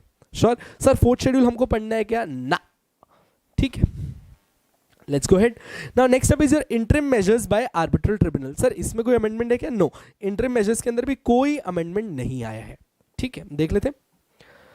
सेक्शन 17(1) प्रोवाइड करता है that a party may during the arbitral proceeding apply to the arbitral tribunal. अच्छा, अब सेक्शन 17 ने क्या बोला, बात समझना. ये कह रहा है कोई भी party during the arbitral proceeding, जब आर्बिट्रेशन चल रहा है उस दौरान कोई भी पार्टी क्या कर सकती है, अप्लाई कर सकती है। किसको अप्लाई कर सकती है? ट्रिब्यूनल को, यानी कि उससे ऊपर जाके अप्लाई कर सकती है। किस चीज के लिए? कि भाई हमको चाहिए कि आप एक गार्डियन अपॉइंट करो, for the appointment of a guardian. अच्छा, पर गार्डियन क्यों अपॉइंट होता है? सर गार्डियन तो दो ही केसेस में अप्लाई होना चाहिए, या तो सामने वाली पार्टी अनसाउंड माइंड की है, या फिर सामने वाली पार्टी एक बच्चा है, यानी कि एक माइनर है। For the appointment of guardian for a minor or a person of unsound mind for the purpose of arbitral proceeding. Pretty simple, ठीक है। For an interim measure of protection in respect of any of the following matters, namely, अब देखिए इन सब चीजों के अंदर भी आप प्रोटेक्शन मांग सकते हैं। द प्रेजर्वेशन, इंटरिम कस्टडी और sale of any goods which are subject to matter of arbitration agreement. कोई जो भी चीज है जो आर्बिट्रेशन एग्रीमेंट के अंदर है, हमने कहा सर देखो आर्बिट्रेशन का जजमेंट आने में टाइम है, it is going to take time, no problem, but sir it is subject to natural decay. What we want is कि आप इसको एक बार के लिए सेल कर दो और इसका पैसा आपके पास रखो, हम बाद में पैसे के ऊपर लड़ लेंगे। Can this be done? Yes, this can be done, for sure this can be done. Next up, sir ये तो हो गया, हम उसको प्रेजर्वेशन के लिए भी बोल सकते हैं, उसकी एक बार के लिए कस्टडी मांग भी सकते हैं, उसकी सेल भी डिमांड कर सकते हैं। ये इंटरिम मेजर है, फाइनल ऑर्डर नहीं है। इंटरिम मतलब जो फाइनल ऑर्डर से पहले आए, बीच में, interim. Next, securing the amount in dispute in arbitration. Now what is securing the amount in arbitration dispute? यानी कि मान लीजिए, I am just giving you a very random example for this. I say that I have to take 10 lakh rupees from Vikas Vora, और सच भी ये लेना है मेरे को। विकास सर मुझे रिप्लाई करते हैं कि नहीं 10 नहीं है, 9,99,500 रुपये ही है। मैं कहा भाई अब तो बात ईगो की है, मेरे 10 लाख बनते मैं 10 ही लूंगा। सर ने कहा 9,99,500। अब हम आर्बिट्रेशन में जा रहे हैं लड़ने। मैंने कहा सर सुनो, जजमेंट जब आएगा तब आएगा, तब तक के लिए जितना क्लेम वो मेरा मान रहा है वो पैसे तो निकाल के दे दो, 9,99,500 तो दे दो, 500 रुपये में लड़ लेंगे हम लोग। जब वो जीत जाए तो उनके, मैं जीत गया तो मेरे। तो इसको बोलते हैं securing the amount in dispute in the arbitration. Next up is the detention, preservation और इंस्पेक्शन ऑफ एनी प्रॉपर्टी। अब देखो बेटा क्या हो रहा है, सबसे पहले आप लोगों ने प्रेजर्वेशन और सेल ऑफ एनी प्रॉपर्टी बोला, उसके बाद आप लोगों ने कोई अमाउंट अगर कोई डिस्प्यूट में था उसको सिक्योर करने की बात करी। तीसरा मैटर में क्या था कि भाई द डिटेंशन और प्रेजर्वेशन और इंस्पेक्शन ऑफ एनी प्रॉपर्टी और thing which is the subject matter of the dispute in arbitration so as to which any question may arise therein। तो अगर कोई प्रॉपर्टी को जब्त करने की जरूरत है या फिर किसी प्रॉपर्टी को इंस्पेक्ट करने की जरूरत है, तो आप एक इंटरिम मेजर बोल सकते हैं उनको कि sir what we want from you is कि पहले एक बार इसको इंस्पेक्ट किया जाए, एक बार इसको डिटेंशन में लिया जाए, अलग किया जाए, बाद में हम लोग इसके ऊपर जजमेंट मांगेंगे। Next up is interim injunction. I don't think इसमें कुछ बात करने की जरूरत है। अच्छा बेटो, मैं क्यों इस पर बात नहीं कर रहा क्योंकि आपका एग्जाम बिल्कुल पास में। आई डोंट थिंक कि इतनी छोटी छोटी बातें आपको बताने की जरूरत है। Any other interim measure as the tribunal may deem fit. अच्छा ना, नोट अगेन, जब भी मैं नोट डालूं तो समझ जाना इंपॉर्टेंट है। सर नोट में इसमें क्या इंपॉर्टेंट है? कोई खासा इंपॉर्टेंस नहीं है, मेरा मन कर रहा था मैंने डाल दिया, ऐसा मैं नहीं बोलूंगा। अब इसके अंदर इसने क्या बोला कि जब कभी भी आर्बिट्रेटर ये काम कर रहा होता है, यानी कि the tribunal shell have the same power for making orders जो एक नॉर्मल कोर्ट के पास होते हैं जब उसके सामने केस आता है। एक ट्रिब्यूनल के पास बिल्कुल वैसी पावर्स है जो नॉर्मल कोर्ट के पास होते हैं जैसा उसके पास केस आता है। Any order issued by the tribunal shall be deemed to be an order passed under court for all the purpose and shall be enforceable। अच्छा, अब इसने क्या बोला सर? इसने बोला कि ये बिल्कुल कोर्ट के सामने किए गए ऑर्डर पास किए हुए हैं and these are enforceable under the code of civil procedure. बहुत ही बढ़िया। In the same manner as if it were an order of the court. Sure, बिल्कुल वैसे ही चलेगा जैसे कोर्ट का ऑर्डर चलता था। अच्छा, स्टेटमेंट ऑफ क्लेम मैंने आपको ऑलरेडी सिखा दिया बेटू। Statement of claim and defence sir कितने टाइम में सेट हो जाना चाहिए? 6 महीने के अंदर हो जाना चाहिए। मैंने सिर्फ आपके नोट्स के फ्लो के लिए डाला है, but this is already done. Let's see. 23(1) provides that within the period of time agreed upon by the parties or determined by the arbitral tribunal, the claimant shall state the facts supporting his claim, the points at issue, and the relief or remedy sought, and the respondent shall state his defense in respect of these particulars। तो arbitral tribunal के सामने एक party ने अपना claim और इस वाली party ने अपना defence with in respective time रखना है। और इसको 23(4) यानी कि जो अमेंडेड सेक्शन है जिसको मैंने मार्क कर दिया है वो बता रहा हूं। states that the statement of claim and defense under this section shall be completed within a period of 6 months। Sir 6 months कहां से गिनने हैं? from the date the arbitrator or the arbitrators as the case may be have received their appointment। ठीक है एकदम sure है? तो statement, claim and defence में कुछ ज़्यादा काम था नहीं. Now next is time limit for arbitral award.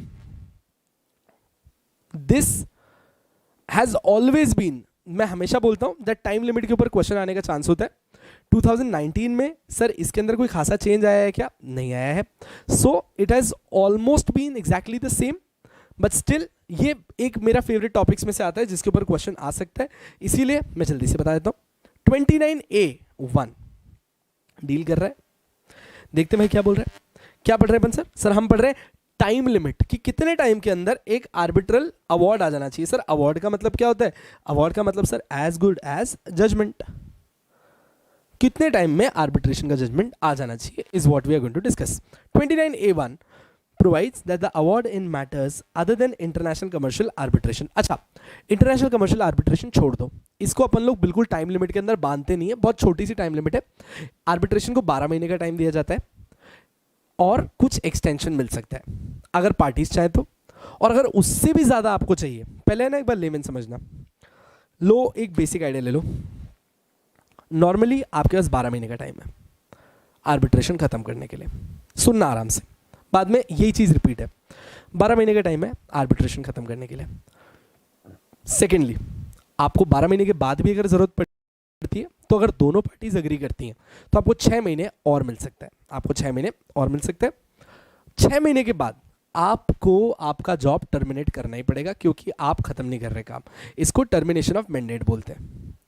अब इसके आगे नेक्स्ट चीज समझना जो मैं कहने जा रहा हूं. पर अगर आप खत्म, मतलब यानी कि आपके जो रिमेनिंग 6 महीने वो खत्म होने के पहले कोर्ट के पास चले जाते हैं या इवन उसके बाद कोर्ट के पास जाते हैं और कोर्ट बोलता है कि नहीं कोई बात नहीं, मैं आपको एक्स्ट्रा टाइम दे रहा हूं, ऐसे केस में ये आर्बिट्रेशन और भी आगे चल सकता है. पर याद रखना, अगर कोर्ट को ऐसा लगा कि ये जो तुम आर्बिट्रेशन 18 महीने के अंदर खत्म नहीं कर पाए हो उसका रीजन आर्बिट्रेटर्स हैं कहीं पे भी या उनका डिलीजेंस है, तो ऐसे केस में आपकी फीस रिड्यूस कर दी जाएगी. ऐसे केस में आपकी फीस रिड्यूस कर दी जाएगी. बट जब आप इंटरनेशनल एग्रीमेंट्स की बात करोगे, इंटरनेशनल आर्बिट्रेशन की बात करोगे, the time limit has been given 12 months, but extension के ऊपर कोई लिमिट नहीं लगाई है. एक्सटेंशन के ऊपर कोई लिमिट नहीं लगाई है. अगर आपको जो मैंने अभी ये बोला मेरी बात समझ आई है तो आने वाला पूरा 1-2 पेज आपके लिए एकदम ठुल्ला है. Let's see. Within 12 months. Sir 12 months कहां से? From the completion of pleading. Sir pleading क्या होता है? Statement of claim, statement of defence जब आ गया ना उसके बाद. सर अच्छा 23(4) आपने यहां लिखा था, यहां पे लिखा है वापस से, समझ क्या? नोट द पार्टीज में bye consent extend the period. 12 महीने के भी आगे जा सकते हो. कितना? For making further period not exceeding 6 months. That's the highest. 6 महीने और बढ़ा सकते हैं, इससे ज्यादा आगे नहीं जाना आपने. Provided that the award in the matter of international commercial arbitration may be made as expeditiously. अब देखो उसने क्या बोला. Provided that the award in matter of international commercial arbitration shall be made, as possible, and endeavor may be made to dispose of the matter within a period of 12 months from the date of completion of pleading. अब बेटा इसने क्या बोला? अगर आप फर्क देखो तो यहां पे देखना, आपको ना मैं एकदम लैंग्वेज की मस्ती दिखाता हूं कि कैसे अपन इंटरप्रेट करते हैं. बेटू देखना यहां इसने क्या लिखा, within 12 months from the completion of pleading. क्यों? क्योंकि उन लोगों ने ये वर्ड यूज किया है, provides that the award in matters other than arbitration shall. International commercial arbitration छोड़ के they shall मतलब compulsorily they should finish it in within 12 months. पर अब बी पॉइंट देखो. बी पॉइंट क्या बोल रहा है? प्रोवाइडेड दैट द अवार्ड यानी कि जो जजमेंट है इन matter of international commercial arbitration में मतलब कोशिश करो. 12 महीने में नहीं होता है, आगे बढ़ो. श्योर है? may be made as expeditiously as possible and endeavor may be made to dispose of the matter within a period of 12 months from section 23(4). what is section 23(4)? Sir section 23(4) था वो 6 महीने के अंदर प्लीडिंग और claim कर देना. तो जैसी प्लीडिंग्स हो गई है वहां से तुम्हारे पास कितना टाइम है? 12 महीने का टाइम है. एक्सटेंशन मिल सकता है क्या? यस सर, डोमेस्टिक केसेस में एक्सटेंशन मिल सकता है. अगर पार्टीज बोले 6 महीने के बाद कोर्ट जाना पड़ेगा. Let's go head. If the award is made within a period. अच्छा अब है ना, इसको बोलते हैं हल्की सी लालच देना. अले ले ले ले. अब लालच कैसे दे रहे? 29A2 आपको एक लालच दे रहा है. 29A2 बोलता है कि अगर आर्बिट्रेटर बेबी, अगर तूने आर्बिट्रेशन 6 महीने के अंदर ही खत्म कर दिया, अगर तूने आर्बिट्रेशन 6 महीने के अंदर खत्म कर दिया तो मैं तेरे को एक्स्ट्रा रेम्यूनरेशन दिलवाऊंगा. मैं तेरे को extra remuneration दिलवाऊंगा.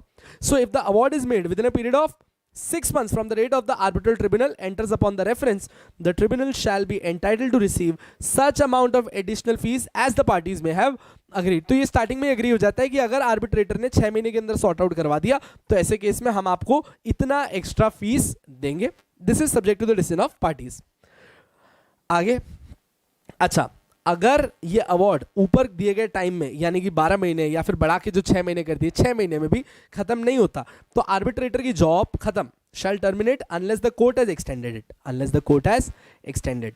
Note, while extending the period under this subsection it may order, अच्छा इट में मतलब the court may order reduction of fees of arbitrator by not exceeding 5% for each month of such delay.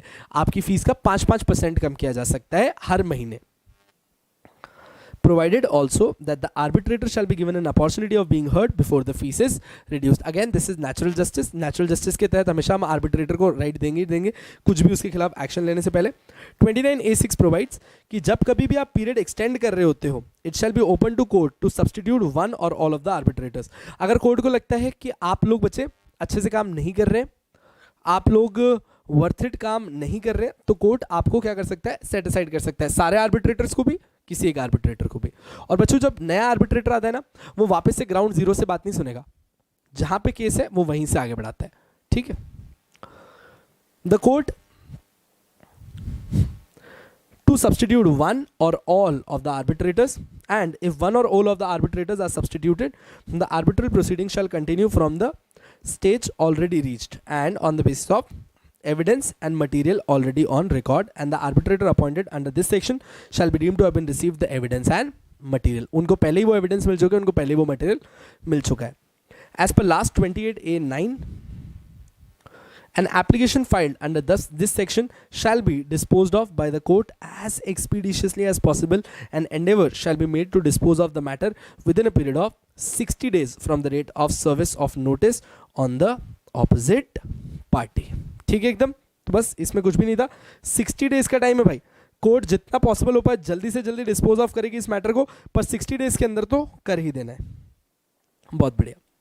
अच्छा, now I think 34(2) this application of setting aside the order is completely ditto same, और I don't think कि exam perspective भी बहुत ज़्यादा important है, but I really wanted कि आपके पास notes में होना चाहिए so that you can read it once. This is very important that you read it once. Now what is application for setting aside arbitral award? Obviously अगर किसी party को अपना case दिखाने का पूरा मौका नहीं मिला है, अगर किसी पार्टी को लगता है कि दोनों में से कोई जब भी प्रोसीडिंग चल रहे थे आर्बिट्रेटर बायस था, उसने अपनी इंडिपेंडेंस खो दी, या फिर वो ड्यू डिलिजेंस के साथ काम नहीं कर रहा था, या फिर एक पार्टी को अपना केस दिखाने का चांस ही नहीं मिला, उसे प्रॉपर नोटिस नहीं मिले, he can always apply for setting aside arbitral award. बहुत क्विकली कवर कर देते हैं, ज़्यादा टाइम नहीं लगेगा, अब कर ही रहे हैं तो जल्दी खींच देते हैं. 34(2) states that an arbitral award may be set aside by the court only if the party making the application establishes the basis of the record tribunal. A party was under some incapacity, the arbitration agreement is not valid. दोनों में से कोई party incapacity में थी, arbitration agreement जो है वो ही valid नहीं था. Have subjected it or the party making the application was not given proper notice. Party को नोटिस नहीं मिला. बिटू क्या क्या चीजें होगी? आर्बिट्रेशन एग्रीमेंट वैलिड नहीं था, पार्टी के अंदर इनकेपेसिटी थी, एप्लीकेशन जब आपने बनाई थी उसके बाद आपको प्रॉपर नोटिस ही नहीं मिला.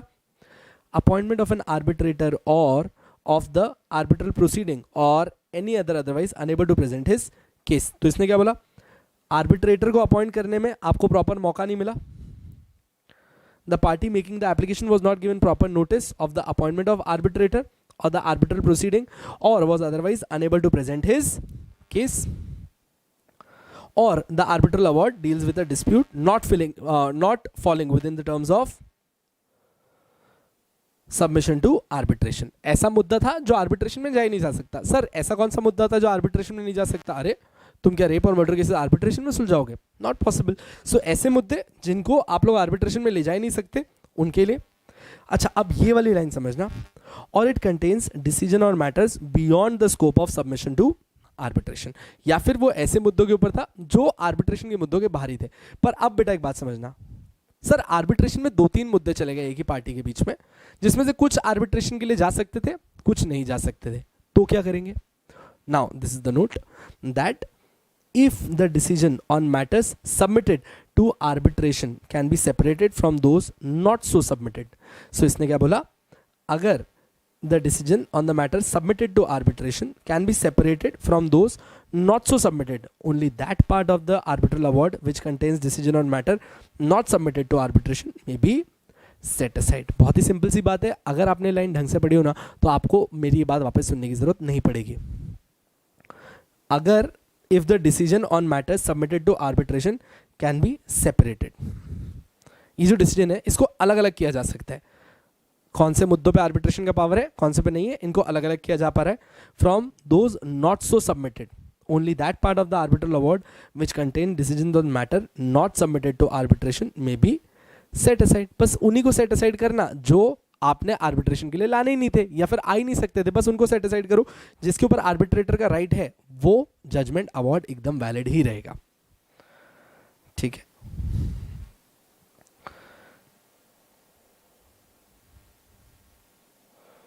The composition of the arbitral tribunal or the arbitral procedure was not in accordance with the agreement of the parties. ठीक है. If the court finds that the subject matter of the dispute is not capable of settlement. अच्छा, ये जो अपन ने ए वाले point पढ़े ना, तो ऐसे केस में पार्टी एप्लीकेशन करके स्टैब्लिश करती है कि भाई पार्टीज में से कोई इनकैपेसिटेट था, एग्रीमेंट वैलिड नहीं था, जो सब्जेक्ट मैटर के ऊपर अपन बात कर रहे थे वो सही नहीं था, या फिर हम लोग को सही से आर्बिट्रेशन करने का मौका नहीं मिला, या फिर जो मुद्दा था वो आर्बिट्रेशन में नहीं आ सकता था. ऐसे केस में आप लोग अप्लाई करते हो. कभी कभार कोर्ट खुद भी तो आ सकता है बीच में और बोल सकता है कि मेरे को सेट असाइड करना है. जब the court finds that the subject matter in dispute is not capable of settlement by arbitration or the award is in conflict with the public policy of India. Now public policy is such a wide term, should not be discussed in an amendment lecture. I think I should or I will someday definitely make. I think बहुत सारे लोगों को public policy में ऐसा doubt रहता है, what is public policy? I'm going to make a good video about what comes under the public policy of India. Currently अभी हमारा एग्जाम पास में बिटू, तो अपन लोग उस पर ध्यान नहीं दे रहे. क्या होता है पब्लिक पॉलिसी, मैंने नोट में वापस से डाल दिया. For the avoidance of any doubt, it is clarified that an award is in conflict with the public policy of India only if the making of the award was induced or affected by fraud. So अगर जो court ने order दिया है, ये court का जो order आया है ये इंड्यूस्ड था किसी फ्रॉड की वजह से, तो हम बोलते हैं कि आप पब्लिक पॉलिसी के अगेंस्ट चले गए. क्यों? क्योंकि ये जजमेंट ही करप्ट जजमेंट था, ये बिक गई गवर्नमेंट. अगर गवर्नमेंट बिक गई है तो ऐसी बिकी हुई गवर्नमेंट का जजमेंट गलत है, और ये गलत है तो ये पब्लिक पॉलिसी के खिलाफ है. हाँ जी, समझ में आ रहा है कि नहीं आ रहा आपको? Next up, it is in contravention with the fundamental policy of Indian law. Indian law तुम्हारे लिए इतने सारे बढ़िया बढ़िया लॉज बना के बैठा है, जो जजमेंट आया ना वो इंडियन लॉ के अगेंस्ट जा रहा है. ये बोल रहा है हम तो आर्बिट्रेशन वाले हैं, हम आपका लॉ क्यों फॉलो करें, लॉ ही फॉलो नहीं कर रहा. मीनवाइल इंडियन लॉ, अबे साले माफ कीजिएगा मैं इधर उधर नहीं निकलता, मैं ऑन पॉइंट बोलता हूं कि अबे साले ये नहीं कर सकते तुम. क्यों? क्योंकि तुम लोग यहाँ पे क्या कर रहे हो, तुम लोग तो इंडियन लॉ के खिलाफ जा रहे हो. अगर इंडियन लॉ के खिलाफ गए तुम इंडिया की पब्लिक पॉलिसी के अगेंस्ट जा रहे हो. And that is it is in conflict with the most basic notion of morality and justice. मतलब बेसिक मोरालिटी एंड जस्टिस के पॉइंट्स के समझाए भी नहीं गए. Just think about this, that do you feel that this is okay, that institute आपको 1 जून को बता रही है कि पेपर नहीं है. आप बोलोगे भाई क्या कर रहे हो, इतना एंड में कौन बताता है, बिल्कुल गलत है. या फिर इंस्टीट्यूट एक नोटिफिकेशन भेजती है कि आपके पेपर होने वाले हैं, कब होने वाले हैं अभी हमें नहीं पता. आप कहोगे ठीक है, और वो 30 मई को फोन करके बोलती है कि कल से आपके पेपर है.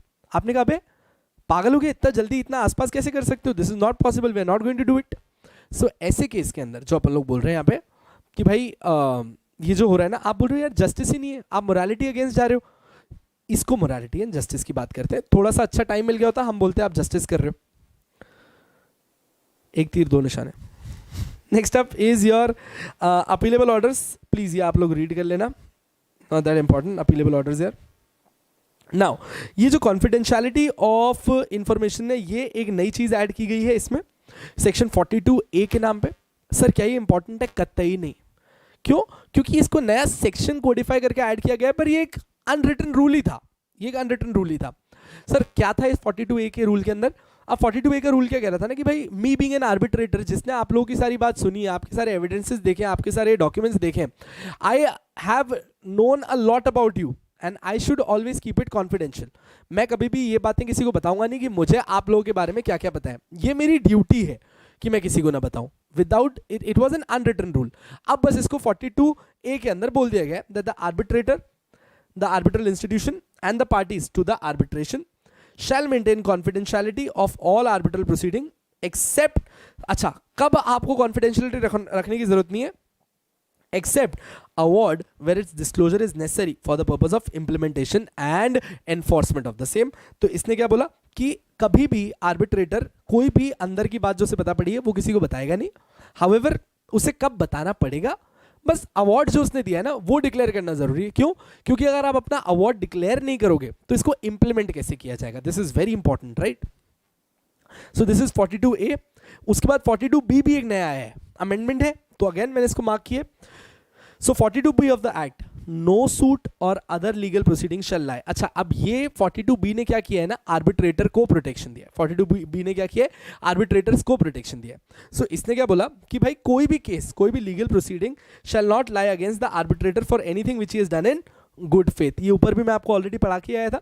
तो 42A एंड 42B ये दोनों नई चीजें आई हैं. 42A talks about confidentiality, 42B protects the arbitrator against any kind of legal action taken against him while he was doing his duties in the legal course or intended to be done under this act or the rules and regulation made thereunder.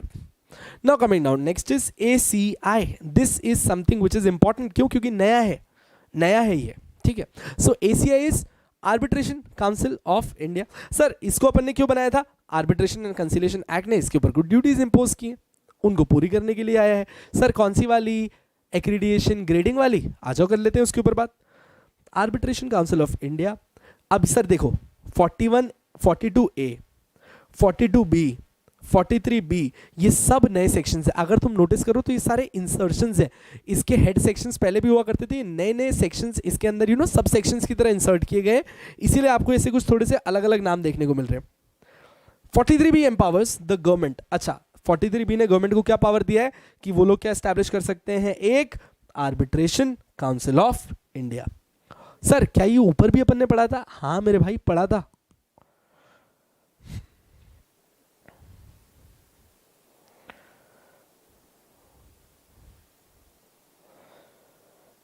कहाँ गया? ये रहा. Establishment and incorporation of an independent body, namely the ACI, for the purpose of grading and accreditation of arbitrators. तो sir ये वापस क्यों पढ़ा रहे हो? तुमको पता था क्या यहाँ पे कौन बनाएगा ये बॉडी और ये बॉडी क्या करती है, इसलिए पढ़ा रहा हूँ. चलो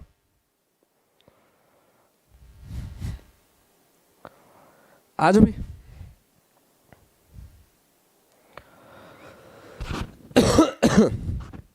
to perform the duties and discharge the function under Arbitration Conciliation Act 1996. The council shall be a body corporate by the name aforesaid, having perpetual succession, common seal. Oh my god, do you guys know what is this? This is company law, basic company. So ACI is created in the form of a company which is having a perpetual succession, common seal, right to sue and be sued, to hold and dispose of property, movable and immovable, to enter into contract, and shall by the same name be sued and can also sue. अच्छा, अब इसका head office क्या है? Sir इसका head office Delhi में है. Sir क्या multiple offices हो सकते हैं? बिल्कुल हो सकते हैं. The head office of the council shall be at Delhi. इसका जो हेड ऑफिस है वो कंपल्सरीली का होना चाहिए. शैल मतलब कंपल्सरीली का होना चाहिए दिल्ली के अंदर. एंड द काउंसिल में with the prior approval of the government establish offices eight other place in India. एक ऑफिस जो कंपल्सरीली होना चाहिए वो दिल्ली के अंदर है. इससे ज्यादा अगर आपको स्टैब्लिश करने हैं बखूबी करें, हमें क्या तकलीफ है. बस किसका अप्रूवल ले लीजिएगा? सेंट्रल गवर्नमेंट का अप्रूवल ले लीजिएगा. Now sir, what is the composition of this council and क्या composition से अंदर कुछ changes आने वाले हैं? Yes, कुछ changes हैं, छोटे मोटे से हैं, बताता हूँ आप लोग को. Now see, इसका composition क्या है? इसके पास होता है एक chairperson.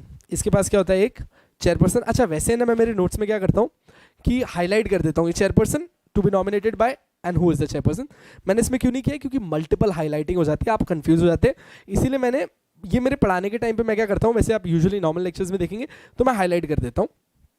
अभी मैं यहाँ पे बाय माई पेन हाईलाइट कर देता हूँ तो आप लोग को याद रहेगा. अगर आप लोग के पास मेरे नोट्स हैं उधर जो कि होंगी तो उनको आप मार्क कर लीजिएगा, ठीक है. A chairperson to be appointed by the central government. लो भाई, तो पहली बात एकदम नक्की होगी that a chairperson is to be appointed. कौन अपॉइंट करता है? सेंट्रल गवर्नमेंट अपॉइंट करती है. अच्छा, पर सेंट्रल गवर्नमेंट मन मर्जी अपॉइंट नहीं करती है. क्योंकि चेयरमैन है, क्योंकि सबसे ऊपर का बंदा है, तो अपन बात भी सबसे ऊपर के बंदे से करेंगे on the recommendations with chief justice of India. ठीक है क्या? यस सर, एकदम ठीक है। तो एक आएगा चेयरपर्सन जो सेंट्रल गवर्नमेंट अपॉइंट करती है। बेटा ध्यान देना, नॉमिनेट वर्ड यूज नहीं कर रहा हूं, अपॉइंट वर्ड यूज कर रहा हूं। क्यों? फर्क है। नाउ सेंट्रल गवर्नमेंट अपॉइंट करती है किसको? चीफ जस्टिस ऑफ इंडिया से बात करके। हु हैज बीन, अच्छा अब कौन चेयरपर्सन बन सकता है is very important. Who has been a जज ऑफ सुप्रीम कोर्ट, अच्छा अब कोई ज्यादा मेहनत की बात नहीं, जो सुप्रीम कोर्ट का जज रह चुका है, या फिर चीफ जस्टिस है हाई कोर्ट का, या फिर जज है हाई कोर्ट का, या फिर कोई भी और एमिनेंट पर्सन है having special knowledge and experience in conducting arbitration और एडमिनिस्ट्रेशन ऑफ आर्बिट्रेशन। तो सर अब मेरे को समझ में आ रहा है कि आप पढ़ा रहे हो हमें सेक्शन 43C जो कॉम्पोजिशन की बात करता है। सर कौन से कॉम्पोजिशन की? एसीआई के कॉम्पोजिशन की। एसीआई के अंदर एक होता है सबसे पहले, जो जिस बंदे का हम नाम बोल रहे हैं वो है चेयरपर्सन। चेयरपर्सन कौन अपॉइंट करता है सर? सेंट्रल गवर्नमेंट अपॉइंट करती है। कैसे अपॉइंट करती है सेंट्रल गवर्नमेंट? सेंट्रल गवर्नमेंट इसको अपॉइंट करती है चीफ जस्टिस ऑफ इंडिया से बात करके। सुप्रीम कोर्ट का कोई जज, हाई कोर्ट का कोई जज, हाई कोर्ट का चीफ जस्टिस, या फिर कोई भी और पर्सन जिसके पास आर्बिट्रेशन के एडमिनिस्ट्रेशन का स्पेशल नॉलेज एंड एक्सपीरियंस है, वो बन सकता है। नेक्स्ट अप एक मेंबर आता है, इसको अपॉइंट नहीं, इसको सेंट्रल गवर्नमेंट नॉमिनेट करता है कि आप इसको बना सकते हैं आपका एक मेंबर। अब ये सर कौन होता है जिसको सेंट्रल गवर्नमेंट नॉमिनेट करती है? ये कोई भी एक एमिनेंट आर्बिट्रेशन प्रैक्टिशनर होता है जिसके पास सब्सटैंशियल नॉलेज है और एक्सपीरियंस है इंस्टीट्यूशनल आर्बिट्रेशन में, डोमेस्टिक भी और इंटरनेशनल भी। तो सर एक चेयरमैन होता है, दूसरा मेंबर, इसको सेंट्रल गवर्नमेंट अपॉइंट नहीं नॉमिनेट करता है।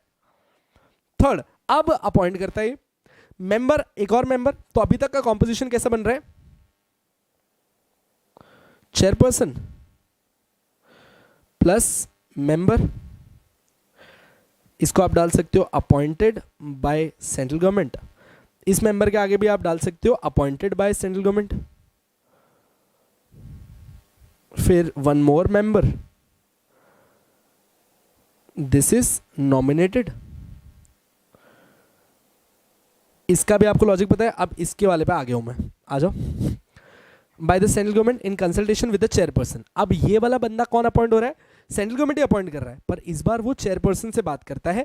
जो चेयरपर्सन को लगता है कि यार इतना एकेडमिक क्वालिफिकेशन हो, ऐसा बंदा हो, इसको मेंबर बनाना। Who is an eminent academician having experience in research and teaching in the field of arbitration and ADR laws. तो इस मेंबर के पास थ्योरेटिकल नॉलेज बहुत अमेजिंग होनी चाहिए कि जो उसके अमेजिंग एकेडमिक स्किल्स रहे हो, उसने बहुत काम किया हो, he has actually been into research and teaching in the field of arbitration. तो ये एक और मेंबर बनता है।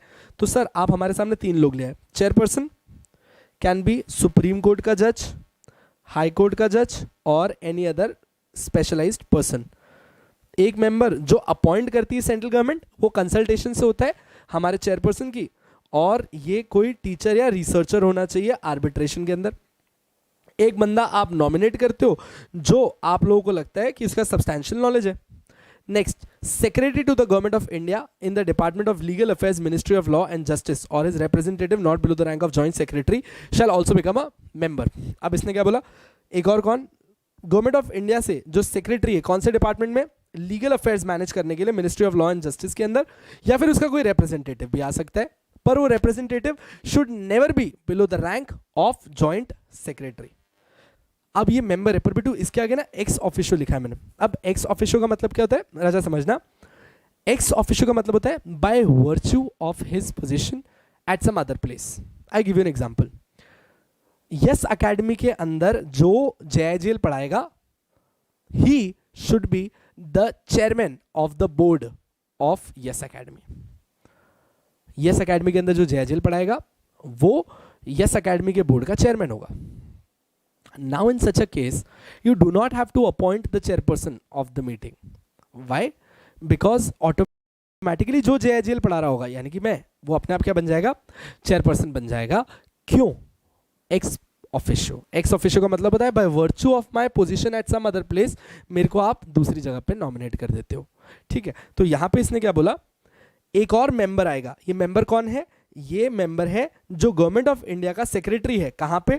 Department of legal affairs and for law and justice में, वो बंदा यहाँ का मेंबर बनेगा ऑटोमेटिकली। तो जो ये बंदा यहाँ पे नौकरी करेगा department of law and justice में, वो ऑटोमेटिकली यहाँ का मेंबर बनता जाएगा। इसलिए एक्स ऑफिशियो कहते हैं बेटू, हमेशा याद रखना। बहुत सारे लोग एक्स ऑफिशियो में पता नहीं क्या क्या सोचने लगते हैं। Next is Secretary to the Government of India in Department of Expenditure, Ministry of Finance, or his representative not below the rank of Joint Secretary member. Again, he is ex officio.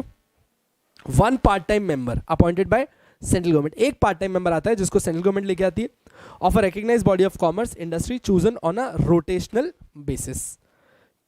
Chief Executive Officer, member, secretary, ex officio. ठीक है, अब ये इतने सारे लोग हो गए आपके सामने। सर इनको याद कैसे रखें? बहुत सिंपल है। एक चेयरपर्सन सेंट्रल गवर्नमेंट अपॉइंट करता है, 2 मेंबर आते हैं जिसमें से एक मेंबर सेंट्रल गवर्नमेंट अपॉइंट करता है, एक को नॉमिनेट करता है।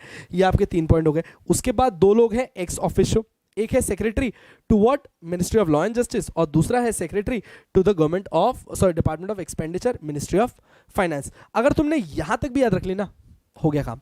इसके बाद एक 1 पार्ट टाइम मेंबर बता देना, अपॉइंटेड बाय सेंट्रल गवर्नमेंट, खत्म। ये composition is more than sufficient. और कौन आ सकता है? जो इसका चीफ एग्जीक्यूटिव ऑफिसर होता है, ठीक है, जो इसको एग्जीक्यूट करता है, he should also be a member. और वो कौन होता है? कोई भी जो ऊपर वाले सेक्रेटरीज हैं इनमें से कोई भी इसका सीईओ बनता है। अब मैंने एक नोट डाला है, the chairperson and member of the council other than ex officio members. अच्छा राजा देखो कितना प्यारा है। अगर आपको मैं एक्स ऑफिशियो का मतलब नहीं बताता, आपको इस नोट का मतलब समझ नहीं आता। एकदम स्लोली एंड स्टेडली सुनना। ये क्या बोल रहे हैं? The chairperson and members of the council, the chairperson and members of the council other than ex officio members. chairperson sir जो वो सुप्रीम कोर्ट का जज, हाई कोर्ट का जज। members सर members कौन? जिसको सेंट्रल गवर्नमेंट अपॉइंट करती है या फिर नॉमिनेट करती है चेयरमैन से बात करके, चीफ जस्टिस से बात करके। पर other than ex officio members, sir ex officio members का मतलब क्या होता है? जो एक्चुअली अपॉइंट नहीं होते, वो अपनी पोजीशन की वजह से यहां पे आ जाते हैं, तो इसीलिए इसको अदर देन एक्स ऑफिशियो बोला है, ठीक है। शैल होल्ड ऑफिस, देखो अब इनका टेन्योर बताया पर एक्स ऑफिशियो का टेन्योर नहीं बताया। क्यों? क्योंकि एक्स ऑफिशियो का टेन्योर उनके मेन लेवल पे अपने आप चल रहा है। शैल hold office for a term of 3 years। तो बच्चे इनको कितने टाइम का टाइम मिला है? 3 साल का टाइम मिला है, from the date on which they enter upon their office. Chairperson or member other than ex officio member shall not hold office after he has attained the age of 70 years in case of chairperson and 67 years in case of member। तो अब इसका मतलब क्या हो गया? The tenure of members and chairperson, of course excluding ex officio members, shall be 3 years or they attaining the age of 70 years in case of chairman, 67 years in case of member, इन दोनों में से whichever is earlier। यानी कि अगर आपने किसी को member बनाया था तो वो 67 की उम्र से ज़्यादा तक काम नहीं कर सकता, किसी को चेयरपर्सन बनाया था तो वो 70 की उम्र से ज़्यादा तक काम नहीं कर सकता। तो मान लो अगर एक चेयरपर्सन को तुमने 69 की एज में अपॉइंट किया, तो उसके 3 साल अगर शुरू करें तो 70, 71, 72, 70, 71, 72 तक जाएगा। हाउएवर 3 years और the age of 70 whichever is earlier, तो वो ऑटोमेटिकली 70 पे रिटायर हो जाएगा। इसी जगह पे अगर ये चेयरमैन 65 की एज का होता तो 66, 67, 68 यानी कि 3 years और 70 whichever is earlier, ये वहां रिटायर हो जाएगा यानी कि 68 पे रिटायर हो जाएगा। सेम गोज फॉर मेंबर्स, ठीक है। Now these are duties and function of council. मैंने सिर्फ औपचारिकता के लिए आप लोग को दिया, अब ऐसी चीज़ें नहीं पूछी जाती हैं। पॉलिसीज फ्रेम करना, रिकग्नाइज करना इंस्टीट्यूट्स को, एक्रीडिएशंस करना, ग्रेडिंग देना, ट्रेनिंग करना उन लोगों की, फॉर्म करना, रिव्यू करना, अपडेट करना नॉर्म्स को कि आर्बिट्रेशन और कंसलेशन सही से चल रहा है या नहीं चल रहा है, ये सारे पॉइंट्स है। आई डोंट थिंक कि इसमें कोई भी डिस्कशन की जरूरत है, कोई भी डिस्कशन की जरूरत है। सो सिर्फ इसको what I want from you guys is कि आप लोग इसको आराम से रीड करना। You will not need me in this, बहुत टाइम पास है तो आई am not wasting your time for this. Now next up is your resignation of members accordingly 43F। इसके अंदर भी कोई ज्यादा अमेंडमेंट्स नहीं है, this has stayed the same. तो आ जाइए देख लेते हैं। नाउ द चेयरपर्सन और द फुल टाइम मेंबर और the part time member, chairperson हो, फुल टाइम मेंबर हो या पार्ट टाइम मेंबर हो, ये सब नोटिस देकर अपनी नौकरी से छुट्टी पा सकते हैं, ये रिजाइन कर सकते हैं, ठीक है, अब रिजाइन की कुछ कैटेगरीज हैं, यानी कि या तो आपका रेजिग्नेशन एक्सेप्ट हो जाए, 1, नेक्स्ट, या फिर आपकी जगह वो दूसरे किसी को भेज दे, 2, 3, रेजिग्नेशन दिए हुए 3 महीने हो गए हैं, ये तीसरी सिचुएशन है। रेजिग्नेशन दे दिया है और एक्चुअली रेजिग्नेशन देने के बाद भी आपका टेन्योर बचा ही 2 महीने का था और 2 महीने भी हो गए। अभी मैंने आपको अलग अलग अलग अलग इवेंट्स बताए, तो वो बंदा कहां रिटायर होगा इज द क्वेश्चन। ठीक है एकदम। अब मैं आपके सामने कुछ लिख रहा हूं, बिल्कुल ध्यान देना। टर्म ऑफ ऑफिस बहुत सिंपल है सर। रेजिग्नेशन का मतलब क्या होता है? रेजिग्नेशन का मतलब होता है जब कोई वॉलंटरीली आपकी ये जॉब यानी कि इस काउंसिल की जॉब को छोड़ना चाह रहा है। अब इसमें समझना, आपको ना मैं 4 हेड दे रहा हूं, ठीक है? Case 1, case 2, case 3, case 4। ठीक है, अब देखो, जब आप नोटिस देते हो रेजिग्नेशन का, वहां से आपको कम से कम 3 मंथ्स वेट करना होता है। ठीक है एकदम। आपने नोटिस दे दिया, 3 महीने खत्म नहीं हुए, पर उससे पहले कोई न्यू मेंबर या चेयरपर्सन आपकी जगह पे आ जाता है, तो आप यहां पे बाहर निकल जाओगे। आपने नोटिस दे दिया है, 3 महीने नहीं हुए हैं, न्यू मेंबर और चेयरपर्सन भी नहीं आया है, पर आपका टेन्योर ही खत्म हो गया, तो आप यहां पर रिटायर हो जाओगे। अच्छा, आपने नोटिस दे दिया है, न्यू मेंबर चेयरमैन नहीं आया है, टेन्योर भी खत्म नहीं हो रहा है, अब अपन अपने लास्ट एंड पे जा रहे हैं। इसको मैं एंड में लिखूंगा। अब देखो, that they shall continue to hold office until they are permitted by the central government. So sorry, let's start. ये आ गया अप्रूवल। ठीक है, सेंट्रल गवर्नमेंट ने अप्रूव कर दिया। If central government is approved it, निकल पहली फुर्सत में।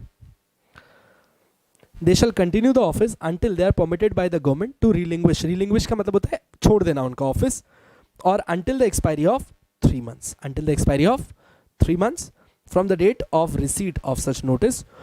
अच्छा देखो, expiry of 3 months, अगर अप्रूवल नहीं आया तो 3 महीने रुकना पड़ेगा।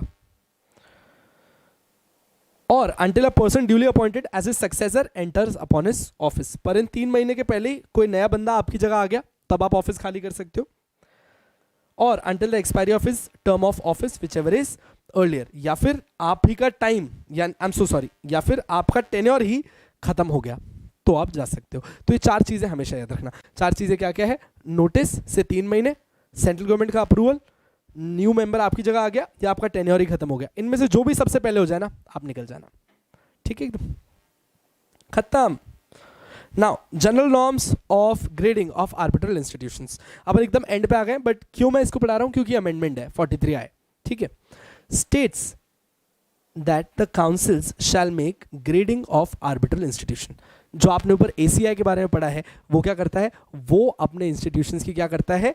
ग्रेडिंग करता है on the basis of criteria relating to उनका इंफ्रास्ट्रक्चर कैसा है, इंस्टीट्यूशन, उस काउंसिल का उस इंस्टीट्यूशन की क्वालिटी कैसी है, उसके पास किस तरीके के कैलिबर के आर्बिट्रेटर्स हैं, उनका परफॉर्मेंस कैसा रहा है, कितने कितने टाइम में उन लोगों ने आज तक केसेस को डिस्पोज ऑफ किया है, चाहे डोमेस्टिक हो या फिर इंटरनेशनल हो, in such manner as may be specified. तो इन लोगों ने ऑलरेडी सेट रूल्स रखे हैं, जो बस ये लोग एनालाइज करते हैं कि भाई इंफ्रास्ट्रक्चर कैसा है, कैसे कैसे आर्बिट्रेटर्स हैं, कितने कितने टाइम में इन लोगों ने आर्बिट्रेशंस खत्म किए हैं, किस किस तरीके के आर्बिट्रेशंस किए हैं, उस हिसाब से आपको एक्रेडिटेशंस दिए जाते हैं। ये 43I में बोला गया है। Next up is section 43J। Section 43J किसकी बात कर रहा है? The qualification, experience and norms for accreditation of arbitrators shall be as such specified in the 8th schedule. अब इसने क्या बोला कि भाई इधर आप लोग जो बोल रहे हो, the qualification, experience and the norms of accreditation of arbitrators shall be as such specified in the 8th schedule. But 8th schedule में एक बहुत ही शानदार बात कह दी, जिसको मैंने आपके नोट्स में वेरी वेरी वेरी इंपॉर्टेंट रखा है, very very important note. 8th schedule of the act, this act का 8th schedule authorizes a company secretary within the meaning of Company Secretary Act 1980 having 10 years of experience। यानी कि अगर आपके पास 10 साल का practising experience है, तो आप एक कंपनी सेक्रेटरी आर्बिट्रेटर की तरह काम कर सकते हैं। श्योर इनफ, आई थिंक आप लोग काफी खुश हो गए होंगे इस बात पे। अब इसके आगे इसने क्या बोला है कि 8 शेड्यूल में उसने किन किन लोगों को क्वालिफाइड माना है आर्बिट्रेटर का काम करने के लिए। अब मैं जितने नाम बता रहा हूं उतना ही याद रखना, advocate, CA, CS, CMA, advocate, CA, CS, CMA. आप सिर्फ इन 4 को पहले याद कर लो। इन चारों के पास अगर 10 साल का प्रैक्टिसिंग एक्सपीरियंस है तो ये आर्बिट्रेटर बन सकते हैं। मैं एक पॉइंट पढ़ा रहा हूं, बाकी सब रिपीट है। It is an advocate within the meaning of Advocate Act 1961, having 10 years of practice experience as an advocate. CA, 10 years of practice. Cost accountant, 10 years of practice. See, this is how you make you teach in my notes. मैं highlight कर देता हूँ. Company secretary, 10 years of experience. ठीक है. इसके अलावा और कौन कौन लोग हैं? टाइम पास है, फिर भी देख लेते हैं। एक ऑफिसर रहा है कोई इंडियन लीगल सर्विसेज का, जिसके पास एक लॉ डिग्री है, 10 years ऑफ एक्सपीरियंस है कोई भी लीगल मैटर में, गवर्नमेंट के साथ, कोई ऑटोनॉमस बॉडी के साथ, कोई पब्लिक सेक्टर अंडरटेकिंग के साथ, और at a senior managerial position in any private sector. बस आप है ना ये 7 नंबर तक याद रख लो, 8th वाला याद ही नहीं करना, ठीक है? 8th और 9th याद नहीं करने पड़ने। Advocate, CA, CS, CMA, having 10 years of practicing experience. Next up, Indian legal services में कोई काम कर रहा है, नंबर ऑफ ईयर्स नहीं दिए। नेक्स्ट अप, कोई लॉ का, अच्छा बेटा ये लॉ का बंदा और एडवोकेट अलग अलग क्यों हो सकता है? उसके पास सनत नहीं है, वो प्रैक्टिस नहीं करता है, उसने लॉ पढ़ा है सिर्फ। So he is a person having law degree, जिसके पास 10 साल का एक्सपीरियंस है वो। अच्छा इसको है ना, मतलब आपको चाहिए तो आप छोड़ भी सकते हो, अगर याद रखना है तो रख लो। इसमें सिर्फ इतना है, अगर किसी के पास इंजीनियरिंग डिग्री है और उसके पास 10 साल का एक्सपीरियंस है, सेम गवर्नमेंट में, ऑटोनॉमस बॉडी में, पब्लिक सेक्टर अंडरटेकिंग में, senior level managerial position in private sector और सेल्फ एम्प्लॉयड, वो भी आर्बिट्रेटर बन सकता है। तो अगर आप लोग 7 नंबर तक देखो तो बहुत ही शानदार थे। Advocate, CA, CS, CMA, Indian legal services, again आपका जो कोई जिसने लॉ पढ़ा हुआ है, 10 साल का एक्सपीरियंस है, कोई इंजीनियर है जिसके पास 10 साल का एक्सपीरियंस है।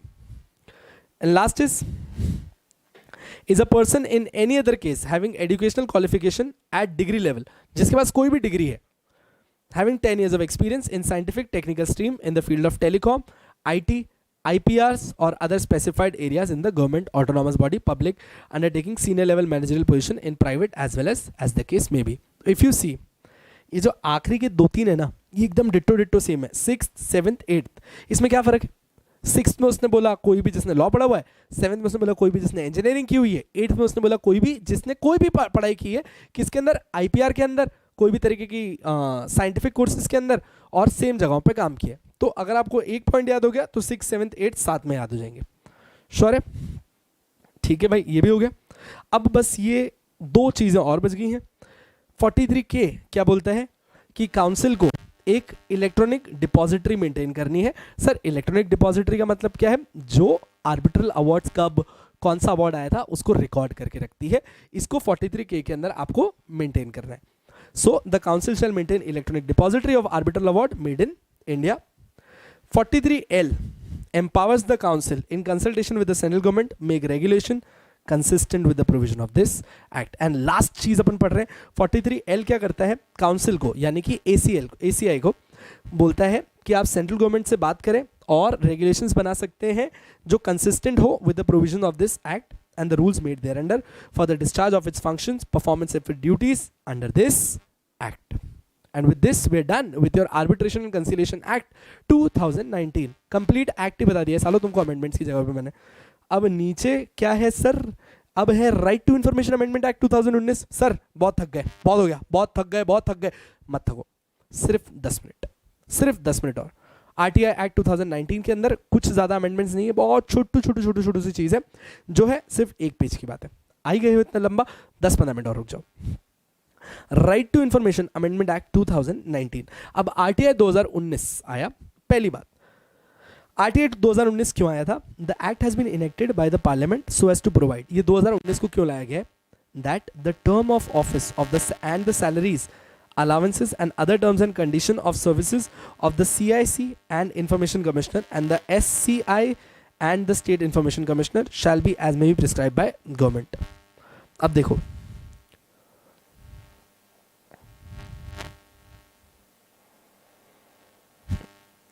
अब ये देखो, पहले के टाइम पे इनके जो टेन्योर थे वो फिक्स थे 5 ईयर्स के लिए, इनकी सैलरी अलग अलग डिपार्टमेंट्स के हेड की जो सैलरी होती थी उससे मैच करके दी जाती थी। अब बस इस एक्ट ने क्या कर दिया ना, इसने अपॉइंटमेंट टेन्योर खत्म कर दिया। इन्होंने बोला कि क्या है 5 ईयर्स क्यों, कितना भी हो सकता है, छोड़ दो। अब इन लोगों ने सैलरीज, क्लेम्स और ये भी जो बेनिफिट्स है वो भी किसी और ऑफिशियल के सैलरी के ऊपर निर्भर नहीं किया। आपने कहा ये गवर्नमेंट की ड्यूटी है, गवर्नमेंट खुद देखेगी, यही अमेंडमेंट है। तो प्रैक्टिकली अमेंडमेंट रिलैक्सेशन के तौर पे आए। इन्होंने टेन्योर्स हटा दिए, इन लोगों ने बंदिशें हटा दी। सर थोड़ा खुल के समझाओगे? बिल्कुल समझाएंगे, इसीलिए तो आए हैं। देखो the term of office, condition of service of CIC। मेरे को पता है, आपको CIC ऑलरेडी पता है, सेंट्रल इंफॉर्मेशन कमीशन। ये मत बोलना कि सर CIC क्या होता है, वो बताओ। Section 13 of the RTI provides कि ये जो चीफ इंफॉर्मेशन कमिश्नर है, पहले के टाइम पे ये चीफ इंफॉर्मेशन कमिश्नर का वर्किंग टेन्योर होता था 5 ईयर्स, 5 साल से ज्यादा के लिए अपॉइंट नहीं हो सकता था। पर अब देखो इसने क्या बोला, shall hold office for such term as may be prescribe by the government. ये बात समझ में आई? पहली बात समझना, अब जितना चाहिए सेंट्रल गवर्नमेंट उतना टेन्योर बोलेगी, 1 साल, 2 साल, 3 साल, 10 साल, तेरे को क्या करना, ये सेंट्रल गवर्नमेंट की चॉइस है। सर सेंट्रल गवर्नमेंट क्यों, स्टेट गवर्नमेंट क्यों नहीं? अबे लल्लू, CIC है, सेंट्रल इंफॉर्मेशन कमीशन है, इसलिए सेंट्रल गवर्नमेंट है।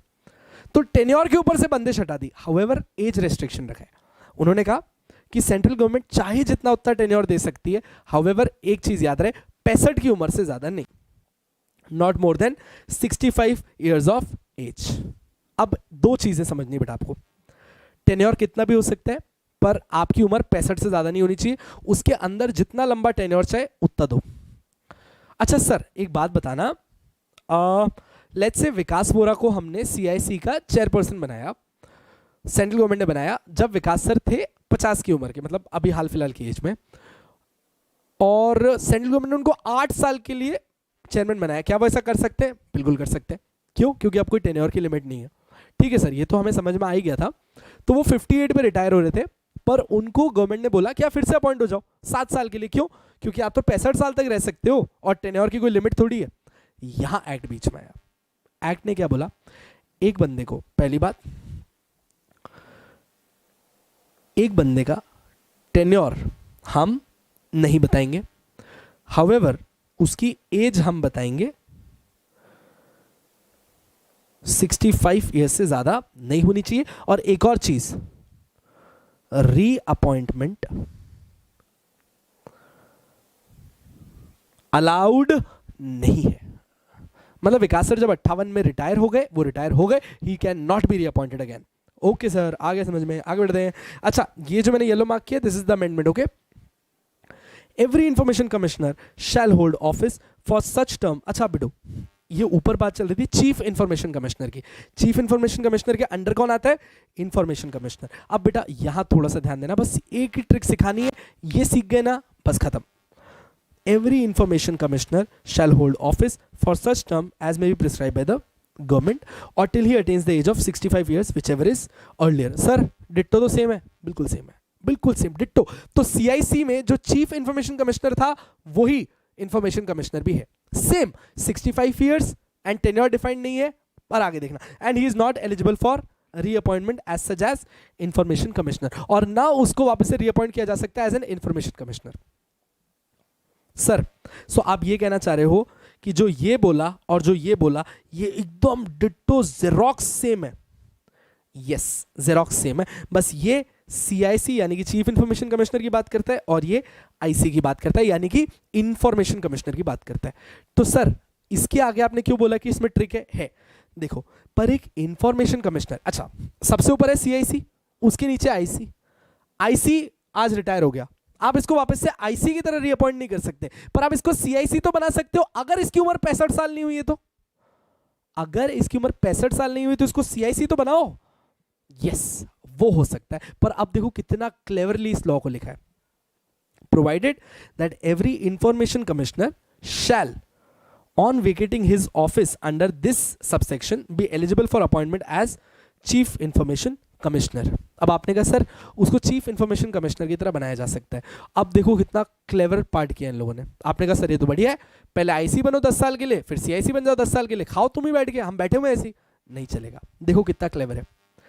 प्रोवाइडेड फर्दर दैट वेयर एक इंफॉर्मेशन कमिश्नर को हम चीफ इंफॉर्मेशन कमिश्नर बनाते हैं, इसने क्या बोला, जब कभी भी हम एक इंफॉर्मेशन कमिश्नर को चीफ इंफॉर्मेशन कमिश्नर बनाते हैं तब उसका टर्म ऑफ ऑफिस कभी भी मोर देन 5 years नहीं हो सकता in aggregate as the information officer. Sir इसका मतलब क्या हुआ, अब इसका मतलब समझना, बहुत छोटा सा मतलब है। मैं एज अ आईसी एकदम ठीक है 2 साल काम किया, क्या मैं सीआईसी बन सकता हूं? आपने कहा हाँ सर, आप आईसी की तरह रीअपॉइंट नहीं हो सकते पर आप सीआईसी बन सकते हो। पर एक रूल ये कहता है कि जब कोई आईसी को प्रमोट करके सीआईसी पे ले आया जाए तो उसका आईसी वाला टेन्योर और उसका सीआईसी वाला टेन्योर मिला के 5 साल से ज्यादा नहीं हो सकता। यानी कि अगर मैं एक आईसी की तरह अपॉइंट हुआ था और मैं यहाँ पे 7 साल से आईसी की तरह काम कर रहा था, then I am not allowed to become CIC. क्यों? क्योंकि उसमें मेरा सीआईसी और आईसी का टेन्योर जोड़ते ही मैं 7 साल के आगे निकल गया, जो इस रूल को खराब कर देगा।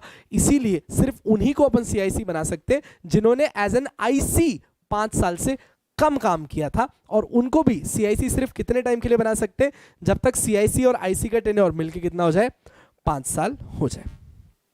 श्योर है क्या? ये नया अमेंडमेंट है इसीलिए येलो मार्क किया है इसको। Next up is the salary allowances payable to and other terms and condition of service of the CIC and Information Commissioner shall be as such as may be prescribed by the government. Salary allowances पहले decided होती थी पर अब इसको कौन decide करेगा? Government decide करेगी, जब जैसा उसका मन करेगा। पहले इनकी सैलरी अलाउंसेस अलग अलग ऑफिसर्स के ऊपर टिकी होती थी कि इसकी कितनी है उतनी आपकी होगी, इसकी कितनी है उतनी आपकी होगी।